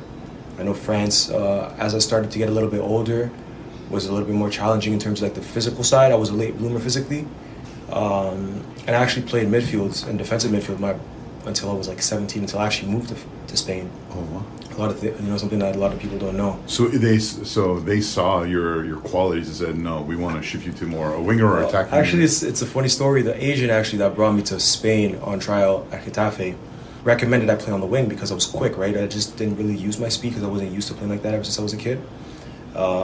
So he told me, I think you should go on trial and ask the coach to play on the side. It'll be better for you because in Spain they're really good in the midfield and etc. So I told the agent at the time that I was with, I told him I'm more comfortable playing in the middle. I think I could do well there, right? So when I got to Spain, I think it was the first, I was on trial for like maybe almost a month. And the first like 2 weeks and a half, 3 weeks, it was just a disaster. It was just, I tried playing in the middle, but they were just a little bit better than me, And then the agent told me like, listen to me and trust me and play on the wing. So he went up to the coach after a game, a friendly I think we played, and he told him he's better on the wing, try him on the wing. So as soon as they put me to the wing, then things just clicked, and it was just a lot easier for 17. me. I was 17, That's yeah. Okay. So you're still malleable, but that's still a massive change. Yeah, so it's when I first started playing on the wing, and Spanish football, like it's really technical, right? Which I think benefits my game. They teach you a lot of fundamentals, and they put the emphasis on a lot of fundamentals that they might not as much in other countries, like France, for example, or any other part of France that I was in. So I think Spain was a really good experience for me, and I enjoyed my time there. Is it, other than Getafe Youth, did any of those stops that you had, we won't go through all the stops, but did any one of those stand out to you, whether it was the football or the city or the? Yeah, I mean in terms of city, Madrid was always my favorite city. I played also because Getafe is like in the suburbs, sort of, right? Correct. Yeah. I played for Albacete, the B team, which is also Iniesta's from that club before he went to Barca. And also Lorca. Lorca was good because, especially at the beginning, I was on trial with a team, I think it was a 4th division club at the time, and we played a friendly against Lorca's first team, who was in La Liga 2 back in the day. And after 45 minutes, the sporting director for the first team went up to my agent and said, we want him here, right? So after that news got out, there was another rival club in that part of Spain called Cartagena that was also interested, and they were in 2nd B, which was in 3rd league, right? Yeah. So then both clubs kind of found out I was in the region and started like fighting for me a little bit, and I ended up joining Lorca, and I did the preseason with their first team, and they were in La Liga 2 at the time, right? So I was playing with a lot of guys that had played, La Liga. The coach was Curro Torres. I think he had played for Valencia back when David Silva was there. He was fullback for them. And it was good. It was good for me to learn. I was learning a lot from a lot of experienced and older players. So those are maybe the 2 clubs that stand out the most. And you have a stop in Romania before Tommy brings you to Cavalry. Correct. Right. And how did that process happen for you? Was it like one of those things where like, hey, there's a league back? I knew about the CPL because I was contacted a few times by different clubs to go back. My objective was always to stay in Europe. It felt more like home than Canada because I've lived in Europe, longer. Formative years. Yeah. So it was definitely a tough decision. My year in Romania started off really well, and then it was complicated. I fractured my metatarsal twice, which made things difficult for me at the club, and then the whole experience I would say was kind of kind of hindered. And then yeah, I thought the best place for me to kind of bounce back from all of the physical injuries that I had was Canada. You know, it was where I was from, and I kind of wanted to be in a place where I felt comfortable off the pitch. You know, I feel like I could just maybe live a little bit more off the pitch that would also translate onto the field. So I got in touch with a few people, and at the time it was Cavalry and Valley that was interested. And Cavalry, I think when the phone rang, they were first in the league. You know, I had a conversation with Tommy. It was a great conversation. Also with Tofa, and I knew a couple boys that were already at the team, right? Ali Musi and Marco. We played together for the under-17 national team. So all of these little factors kind of gave me a little bit more confidence towards going to Cavs, and ended up going there, and it was a great time. Yeah. And then, of course, you end up here in Vancouver. We won't cover everything, but this year, let's just talk a little bit about this year. We're near the end of the year. You're in this final 3 games where everything's on the line. It's, I think Afshin's using this language of like, it's a tournament. We got to get so many points so we can advance, kind of thing. But when you look back on this year, how do you see this year for both for you and for the club? I think I always try to see things in the most positive way, right? I think if it depends how you end the race, right? We started really well, and then things got complicated. I mean, we can still win the whole thing. You know what I mean? So it's best maybe to ask the question at the end of when it's all done. But you know, we got to do whatever it takes to get the job done, and our objective now is to make playoffs. And like I said, you know, it's especially for a new club, you know, and me being part of a new club, and also having a new role, being one of the older players in the locker room, which had never happened to me before in my career. It's learning, right? We learn as we go. You won't get everything wrong, and you won't get everything right, especially when you're starting. Yeah. So yeah, it's every year we learn, every game we learn, whether we do good, whether we win, or whether we lose. We always, you know, try to keep the positive and also the negative, so we can improve for the next one. So. Yeah, and it's all to play for. These games are so massive for you guys. Yeah, exactly. Let's switch gears from the club side.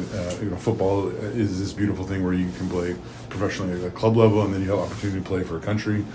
For you, what went into, like you said, you played some youth stuff with some Canadian guys. You're born in Canada. Right. You have a Guadeloupean French mom, and you have a Haitian dad. How do you end up choosing Haiti? What went into all the decision process for you? And I mean, the idea was from the agent I was working with at the time.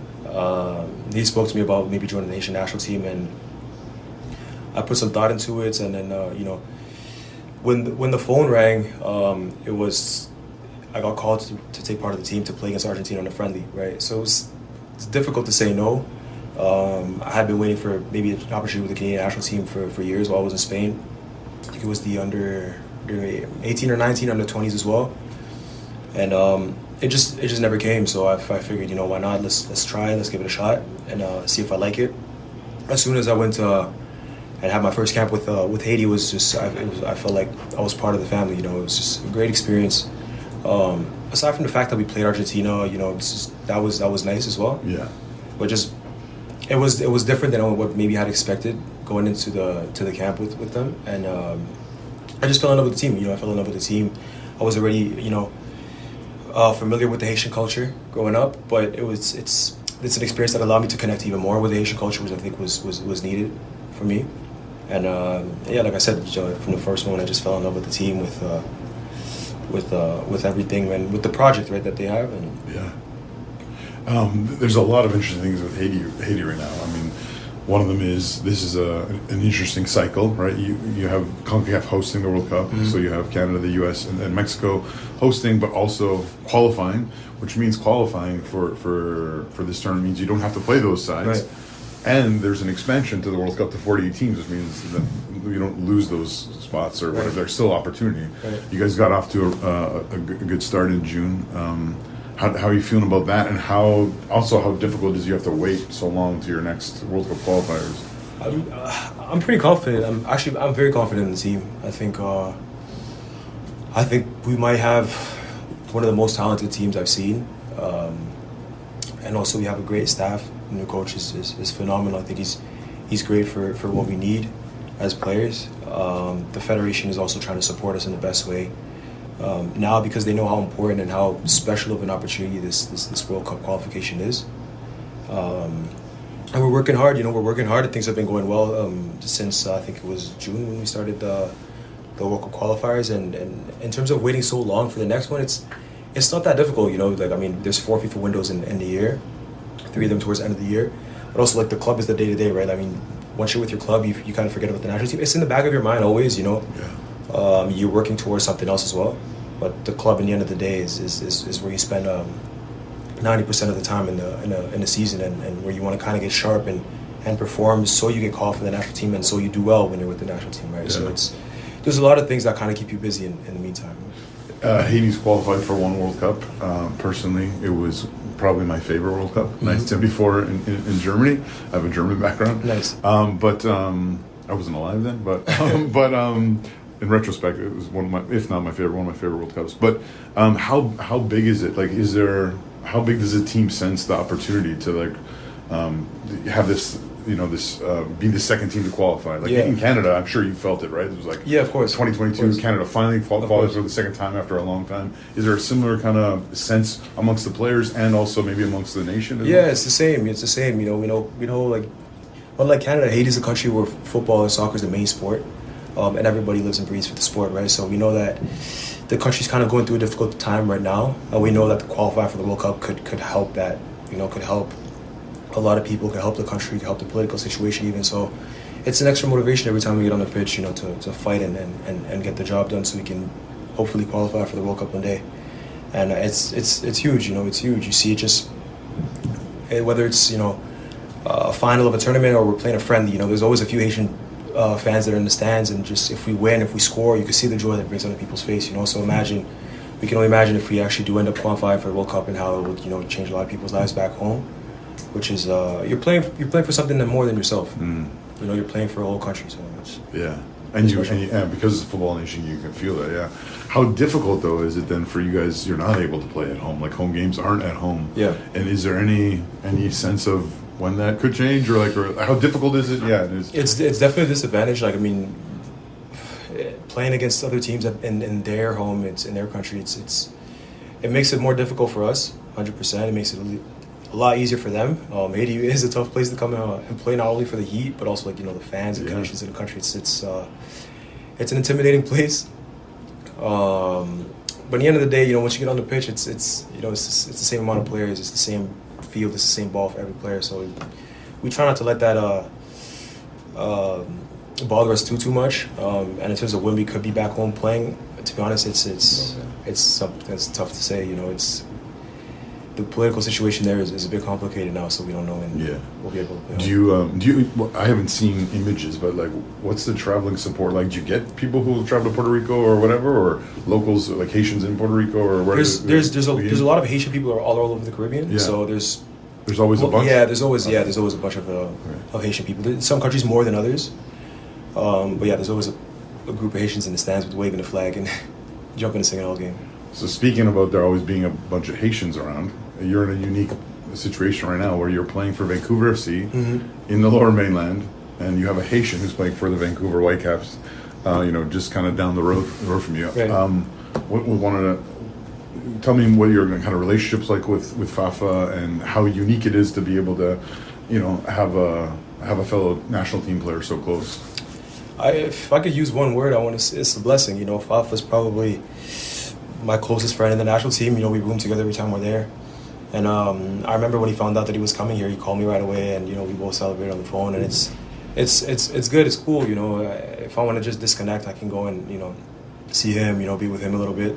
It definitely helps me as well when I'm with Haiti, even though I've been there before him and I've been there for a few years. He's considered a vet. He's a player that plays at a top level. He's one of the older guys in the national team, so it's good. I'm always looking to learn from him on the pitch, off the pitch.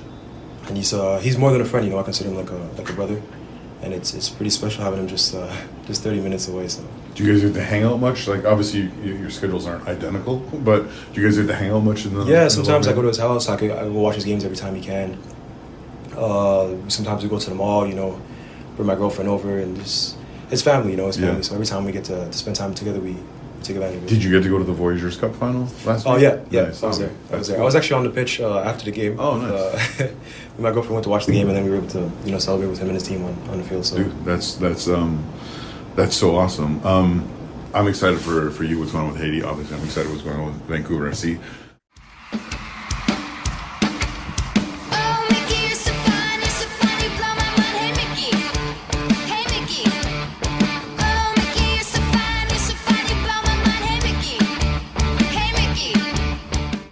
Miki Cantave there, chatting with Zach, just wrapped up international duty with Haiti.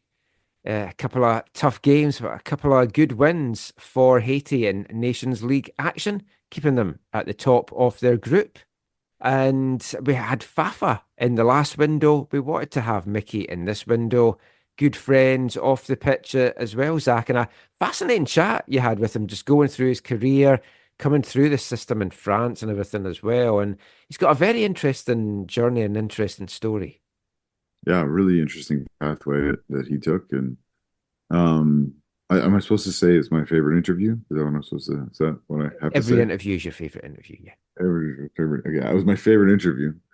No, it was really great to talk to him and hear his story. You know, you look at Transfer Market or Wikipedia or whatever, and you feel like you get a glimpse into people's lives, but then sitting down and kind of talking to them about what was meaningful about this experience or that experience or this country or I really enjoyed it. And then having already listened to your conversation with Fafa, just to hear his kind of side of that, and how he went to the Canadian Championship to support him, the team with the Voyageurs Cup, and just it's kind of really cool. It's one of the unique things and a unique positive things that ties Vancouver FC and the Vancouver Whitecaps together in this the large Lower Mainland in the football community. And hopefully in the same way that I hope VFC people listen to the Fafa talk about what's going on with him, I hope that some Whitecaps people listen to Miki and hear kind of his journey and his story and how he's connected to one of the standouts of the year for the Whitecaps. Yeah, really, really nice guy. I enjoyed listening to that, and he's been featuring kind of more off the bench for Haiti in the recent games. But yeah, he's obviously got a tough game now coming up at the weekend, and hopefully comes back totally unscathed and healthy as Vancouver go to that trip to Ottawa. Going to be a lot of traveling. You have to think he's maybe going to. I wonder if he'll fly home or if he'll just fly straight to Ottawa. That is a great question. So he might be as well, just heading to Ottawa. But yeah, wish him all the best in this last game of the season. I mean, he's one of the players you'd hope is going to be back next year, but his playing time's been a bit up and down. And I did wonder whether he will be back for Vancouver next year. Yeah, that'll be an interesting thing to see. I know this year, I'm pretty sure he was one of the guaranteed players for this year, and I think does he have any goal contributions in his contract that we know about? I don't think there are many of those type of triggers. Contracts, yeah, triggers in CPL contracts, but I could be wrong. So that would be kind of interesting to find out. I would assume that everyone at Vancouver FC has read the fine print on that, though. Yes, probably. So that was Miki Cantave there, and we wish Miki all the best for Vancouver FC's big matchup on Saturday in the outcome day. Travelling east to take on Atletico Ottawa. Ottawa themselves, of course, battling for second spot and a chance to play off to host the championship game. They trail Cavalry FC by 2 points just now, and the Cavs, you have to feel, will be favourites to get second and set up yet another Forge v Cavalry clash. The winner of that will host the 2024 CPL Championship game on November 9th. Now, interestingly, we talked about Miki Cantave and his time with Haiti, his relationship with Fafa Picault. So whereas Fafa started both of Haiti's matches this past week against Aruba, Miki Cantave only came on for the final 5 minutes of the first game in Aruba on October 11th, didn't feature off the bench at all in the October 14th game.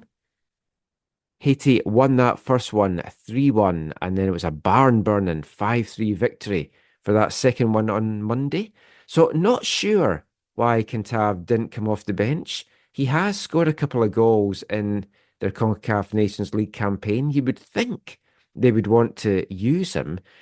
So fingers crossed there's not any injury doubts surrounding Miki Cantave, because he is such a key component for Vancouver FC, and they will definitely need him out in Ottawa.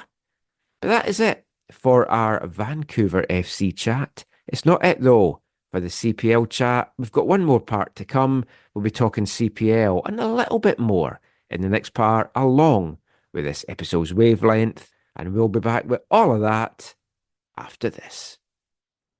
Hi, I'm Tommy Wilden Jr., and you are listening to the AFTN Soccer Show.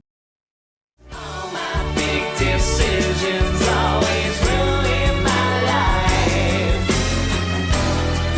Gets harder with time, and all my big decisions make me act like a child. Decisions all the time. You're condemned to be one of life's spectators. I gravitate to all those stiffs and geeks. Yeah. Life is entertaining me. Hurting strangers was easy.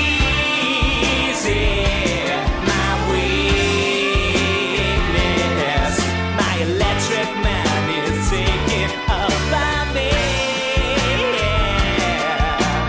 I just bottle out again. All my big decisions always ruin my life. It's harder with time, but all my big decisions make me act like a child.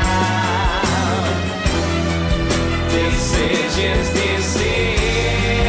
all the time. Well, welcome back to the AFTN Soccer Show. And kicking off this part, we've gone all the way back to the year 2000. Starting to sound a little bit like a pulp song, but it is another band that kind of came at the tail end of the Britpop era. Their biggest success kind of came from 96 onwards. And it was more when kind of Britpop was kind of fading away, and it was the new music that was coming through. From Chester in England, the band is Manson, and that is a B-side from their 12th EP, and a song that was just in my head with what we were talking about in terms of the show this episode. That was Decisions. Because it very much is a decision day in the Canadian Premier League and Major League Soccer this weekend. A lot on the line for clubs across Canada. Just going back to Manson for a second, really great band. And I mentioned that it was their 12th EP. They brought out 4 6-track EPs, CD singles, and they were all like labeled 1 EP, 2 EP, 3 EP. And as they gradually got on, the songs were, for me, not my favorite Manson songs. I love a lot of their early stuff. The Take It Easy Chicken, Wide Open Space, She Makes My Nose Bleed. Absolutely fantastic songs. Highly recommend that you check them out. Their debut album, Attack of the Grey Lantern, that came out in 1996, was a particular cracker. That song there was the B-side of a single that came out in 2000 from their Little Kicks album, their penultimate album. And the main title track of that single and that EP was I Can Only Disappoint You. Maybe we should have played that to kick off this show, because I think that sums up for many of us what watching their favourite football team does to them. So much disappointment. Not a lot of joy and success. Unless you're one of the big teams like Zach with his Bayern Munich, you can keep all that. Celtic fans, Man City fans, Real Madrid fans. Who wants to win year after year? You want the masochistic disappointment after disappointment and heartbreak after heartbreak. I can only disappoint you, is what the teams say to us. I think that's very fitting. Anyway, let's move away from my kind of modern thoughts there. We're going to kind of transition in this part from CPL to getting into MLS and the Whitecaps. And to do that, we're going to kick things off with another little chat that I've had this week. And this is with a man that was in Vancouver to take on the Whitecaps, but not on the male side, on the female side. Portland Thorns head coach Rob Gale. And Rob is a man I've known for many a year. We talked about this in the last show. I was looking forward to him coming to town, get a chance to catch up with him, and it was really nice to do that before the game, after the game. Despite him being English, although technically he's Zambian, he was born in Zambia, he is a great guy. He's been a big part of the Winnipeg soccer scene for many years, played there from the year 2001, was in charge of Valor as head coach and GM from 2018 until 2021, replaced by former Whitecaps assistant coach Phil DeSantis, who is still there. And Rob, after leaving Valor, went to work in New York with NYC's Youth Academy before getting the assistant manager's job down with Portland Thorns in 2023. That then became interim head coach this year before being fully appointed the Thorns head coach this summer on July 19th. He'd won 8 of his 12 games as interim coach, and right now in a big battle with the Thorns to try and make the playoffs and the postseason. So I got a chance to catch up with Rob when he was here on Tuesday and Wednesday just to talk about his transition into the women's game, because I've only known him from the men's game. At youth level, he was in charge of Canada at U16, 17, 18 and U20 level before taking up the reins at Valor. What was that like, that transition to the women's game? So we find that out from Rob, and a little bit of his thoughts as well on the CONCACAF Women's Champions Cup and the appointment of his new assistant manager, another man with CPL connections, Stephen Hart. So the audio you're going to hear here, the first 3 questions were what I was speaking to him about at the pre-game press conference, and the last 2 was stuff that I was asking Rob after the win over the Whitecaps Girls Elite. So here's our next little chat for you. Portland Thorns head coach, Rob Gale.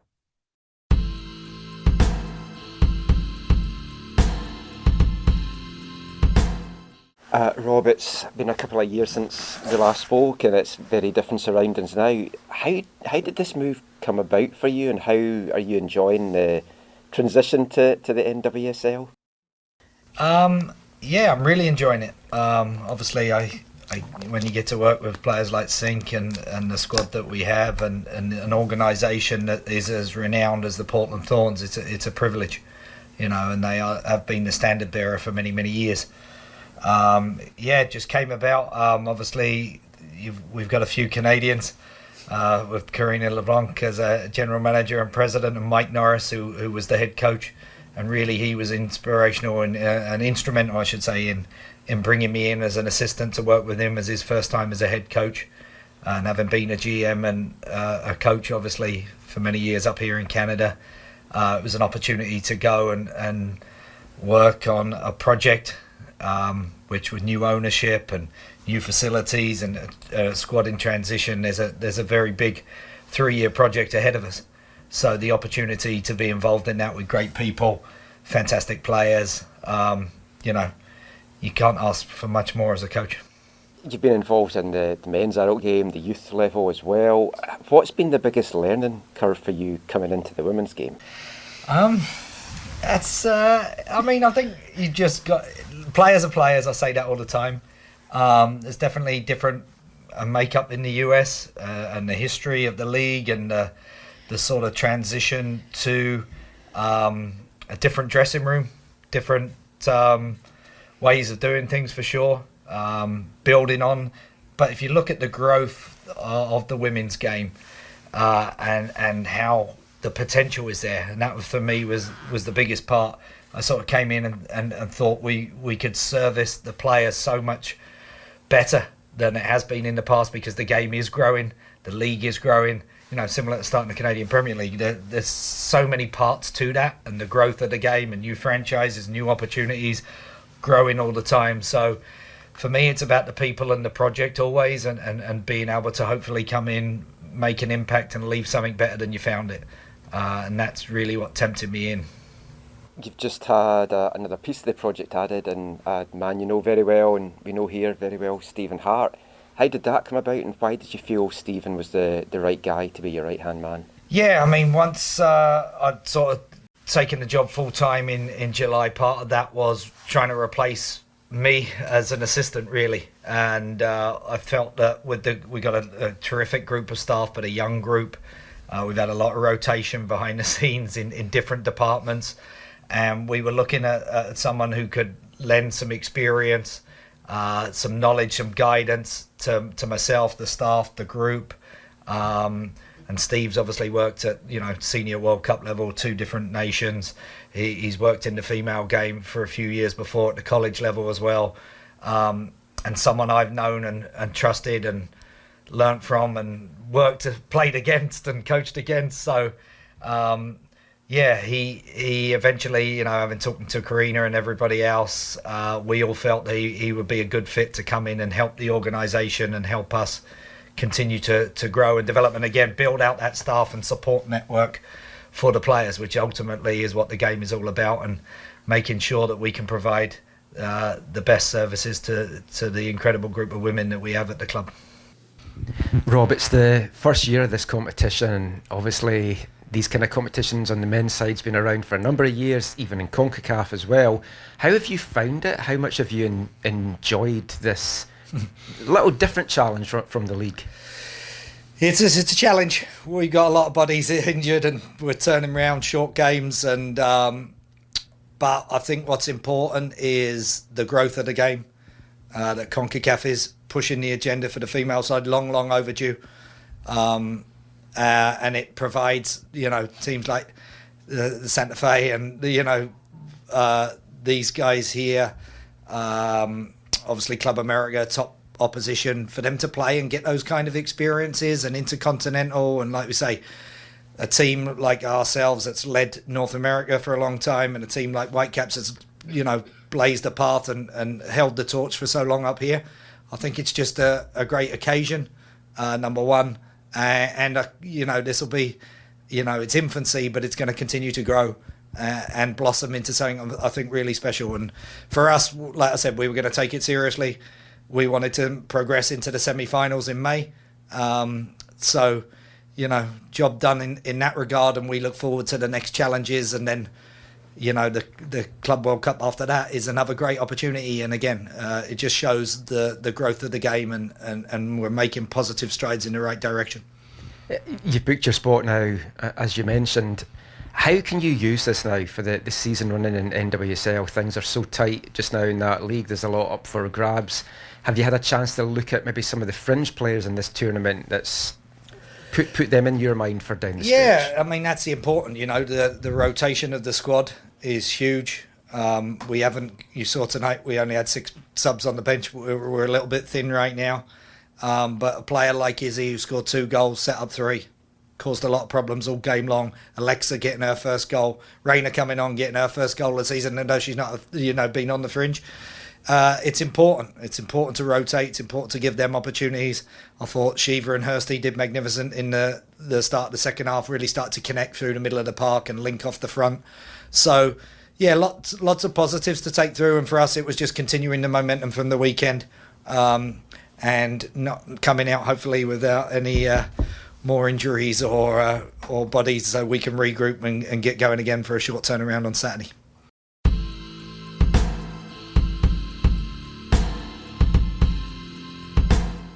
Rob Gale there, talking about his transition into women's soccer with Portland Thorns, the CONCACAF Champions Cup, and his new assistant coach, Stephen Hart, who I had also hoped to try and grab a chat with after the game, but he went to get drinks, so I missed that chance, but I will catch up with Stephen, I'm sure, sooner rather than later again. And it was really nice, as I mentioned there, to catch up with Rob.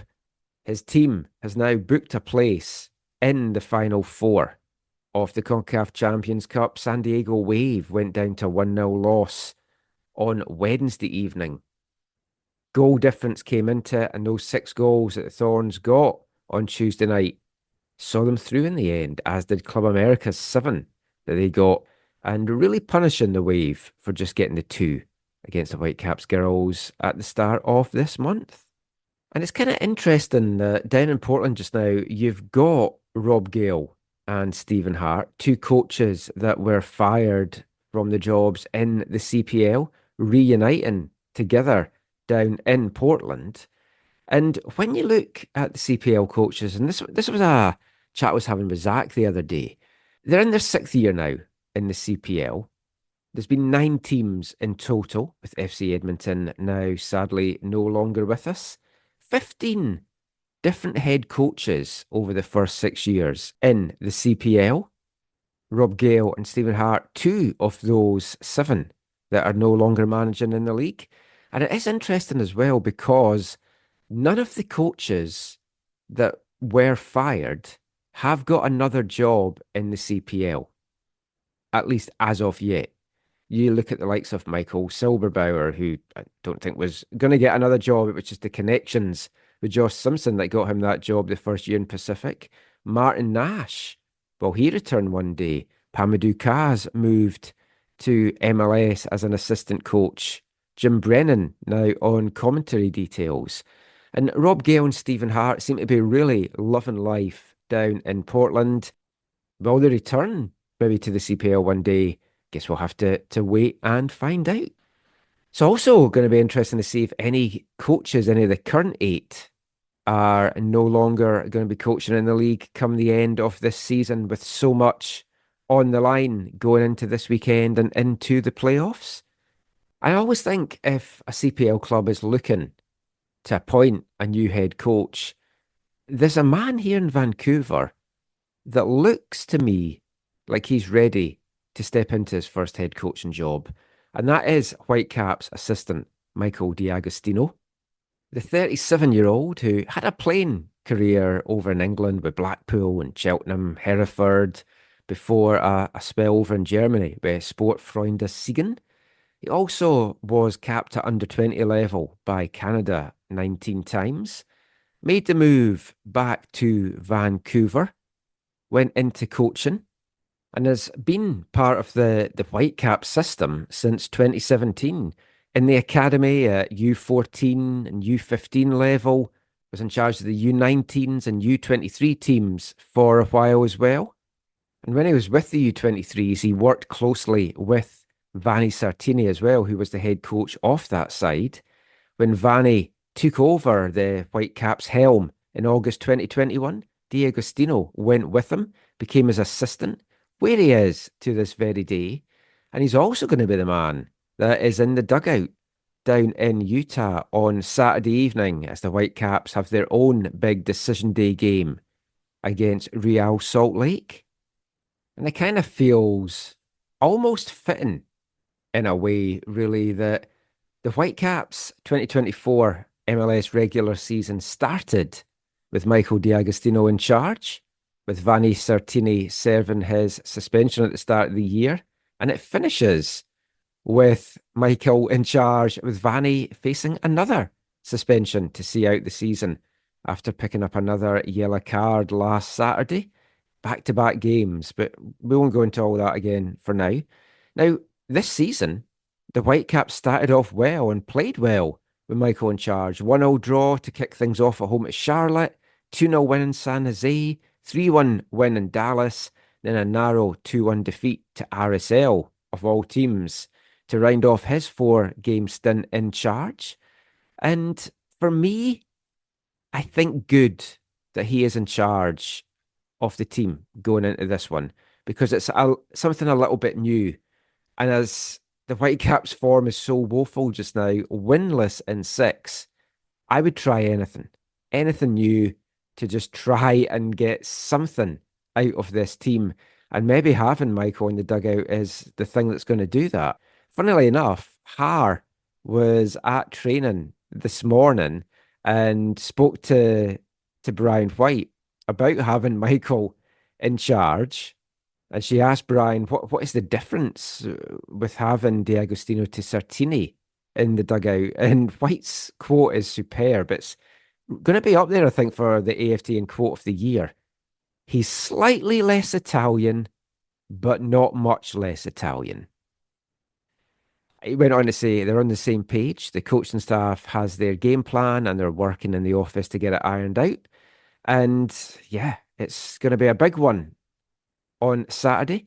Let's hear our final bit of audio now from the show. Michael D'Agostino chatting to media at Whitecaps training on Wednesday ahead of the big game against RSL.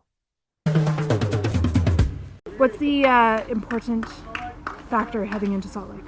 I think we need to try to get some consistency. I think last game we eased into the game. Obviously a very bad first minute and last minute, but apart from that, we had some good moments. I think we need to find more consistency. Playoff soccer, even though this is not a playoff game, it's kind of like it, and we need to treat it like a playoff game. So we need to make sure we're a little bit more sharp, a little bit less tentative in certain moments, and try to find consistency. Obviously, we've got some guys coming back into the team, which will help. But the guys that played last week, I think for the most part, it was a good performance, and we need to be consistent and do the same thing on Saturday. How important is it to get to that level of playing consistently and playing the way that you want to be in playoff time and get there now? Yeah, I mean, it's difficult to put your finger on it because everyone wants that at the right moment. We've gone through a little bit of a dip, but I think the showing that we had on Saturday, even though it was a 2-1 loss against LAFC, it showed a lot of good moments. So I think we need to build on those moments rather than thinking about the negatives, and hopefully we can continue to push and bring that into Salt Lake and then into the next week after that.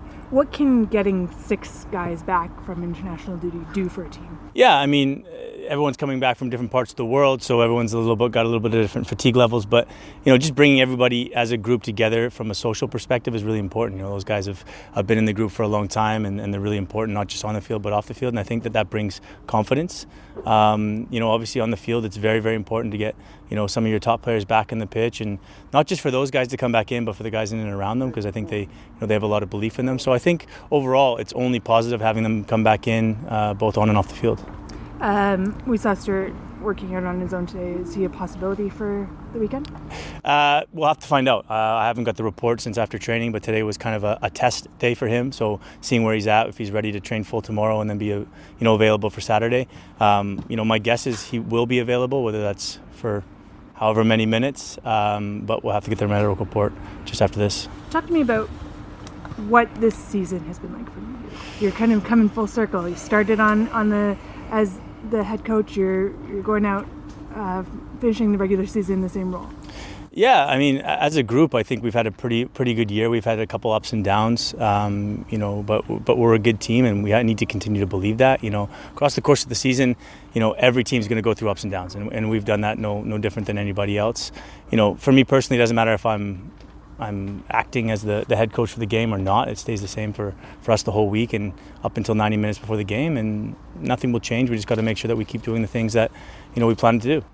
What are some positives you can take away from, I know the last slump, as you guys say, is obviously deflating to lose to LAFC in that manner, but what are some positives that you can take away from those games and hopefully incorporate them in RSL? Yeah, I think especially in the last 25 minutes of the game, we create a lot of chances, and that's something that we were struggling with in the last, I would say, 3 or 4 weeks. Difficulty finding chances, not just finishing them, but finding them. And now it's just putting them back in the net. We have trust in everybody that's going to play. And, I think we created a lot, which was something that we could use as a big positive. I think our press got a little better. We were a little bit more aggressive, especially in the second half, and a little bit more tentative first part of the game. But I think overall we could take a lot of positive, especially creating more chances and being a little bit better on the press. Do you believe in soccer gods? That's a very difficult question. I mean, to be honest, I think if you keep doing things consistently in the right manner, the process takes over, and at the end of the day, you may not get a strike of lightning on one day or a rainy day one day, it might, but it evens out in my opinion. So I think, we've had a little bit of bad. Hopefully now we're due for a little bit of good. How do you turn that page over? Do you change anything in your routine? Do you change anything in training, or do you try to keep that kind of leveled out?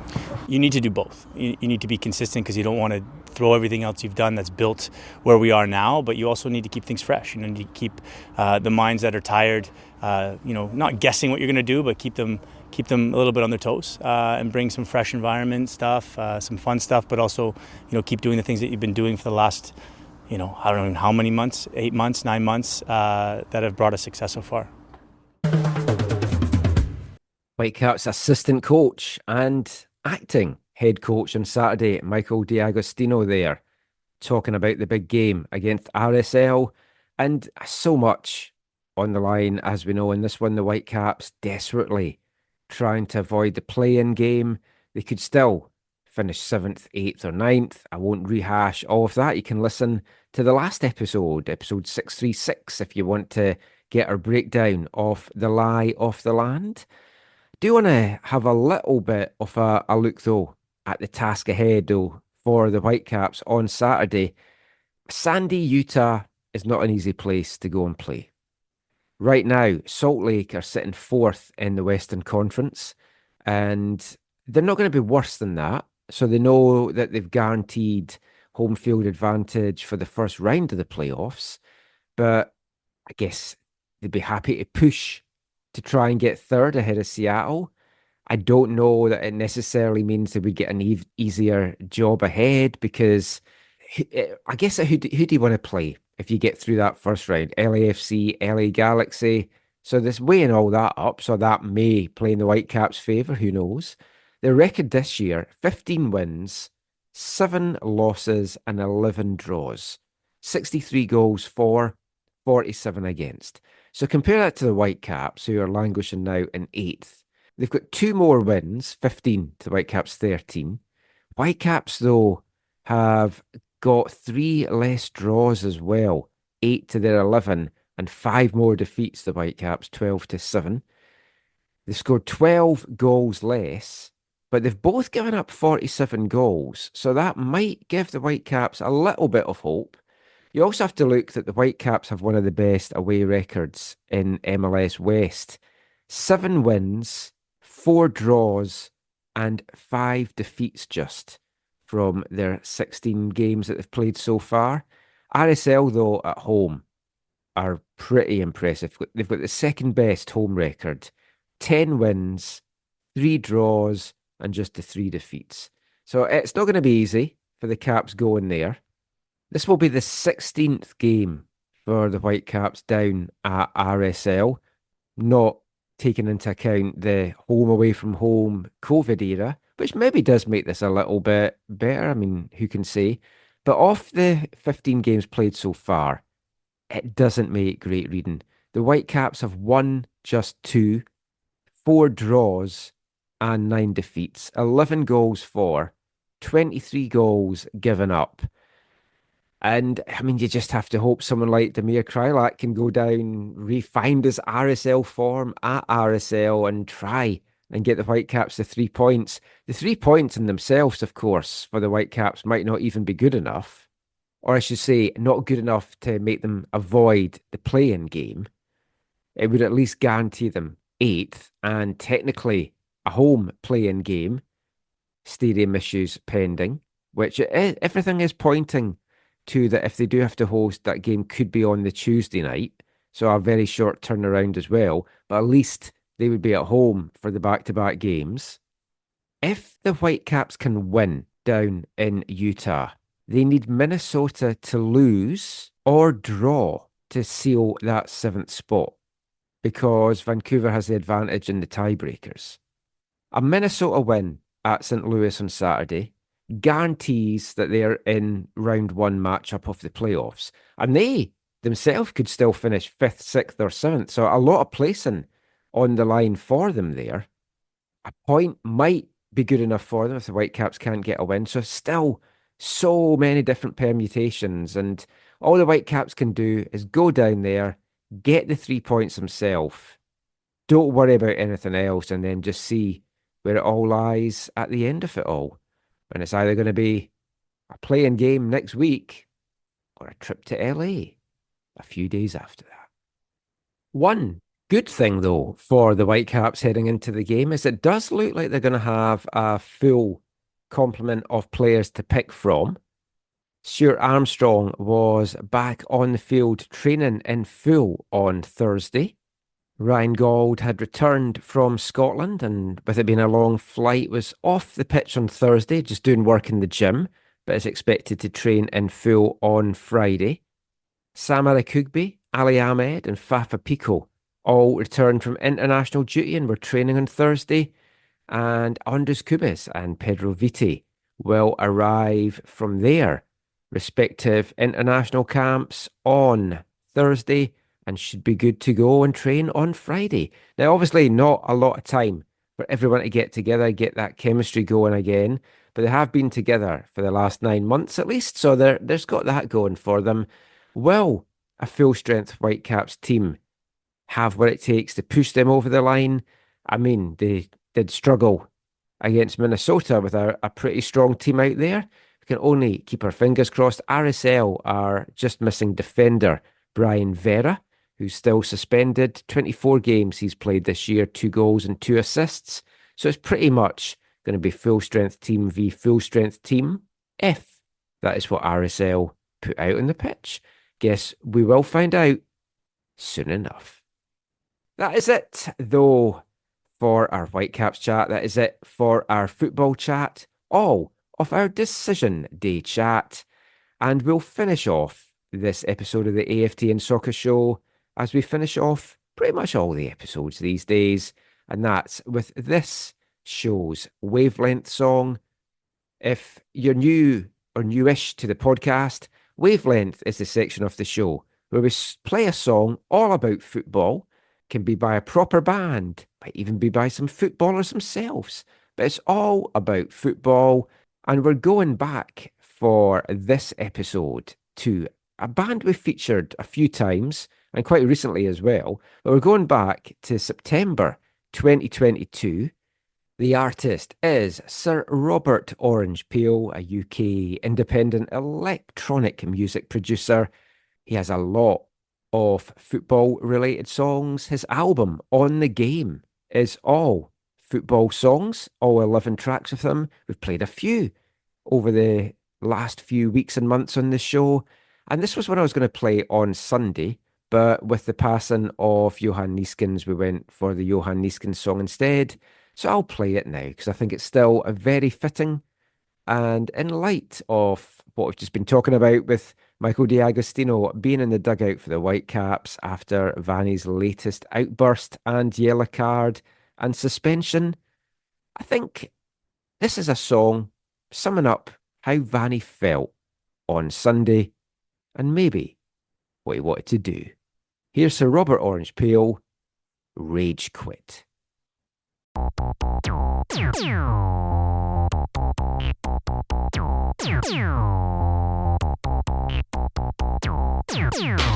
off! This game's shit! This guy's not even good at the game!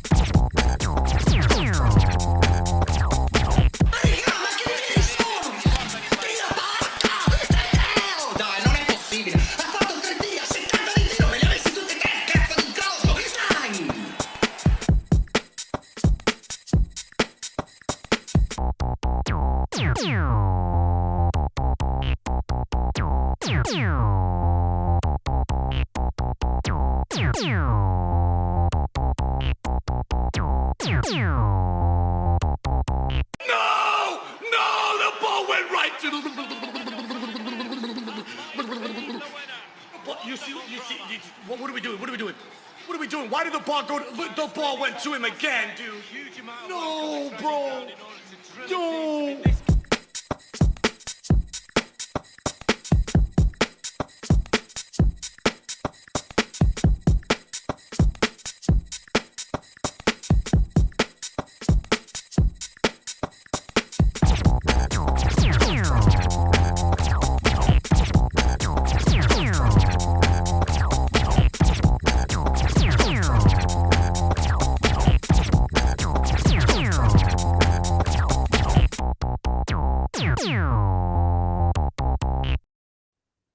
So Robert Orange Peel, a rage quit from the On the Game album released in September 2022. You can find that and all of Sir Robert Orange Peel's stuff on Bandcamp. metalpostcard.bandcamp.com will send you in the direction of all of that stuff and a lot more as well. But that is it now for another packed AFTN Soccer Show. Thank you for listening and supporting AFTN. It's been a busy week. 3 podcasts, 6 to 7 hours worth of material in the space of 5 days. We've got another one coming at the weekend. Although, in saying that, if the Whitecaps do end up being in the play-in game on the Tuesday, I might hold off the weekend show and actually bring that out on Wednesday or Thursday instead. So we'll see how all of that plays out. But good luck to the Whitecaps. Good luck to Pacific FC and Vancouver FC as well. Decision day, the outcome, whatever you want to call it, the last day of the season, when there's still a lot on the line. Does it get any more exciting than that? I've been Michael McCall. Thanks for listening as always. And until next time, take care and mon the Caps. When you're listening on some far-flung corner of the globe to the World Service of a Saturday afternoon, crackly reception, interference, cosy, marvellous. Somehow comforting, isn't it? You know, legendary names, fathers and sons on the terraces, cheesy peas at half-time, pint for dad, mum's at home making the tea. Oh, everything's all right with the world, isn't it? Saturday afternoon is football.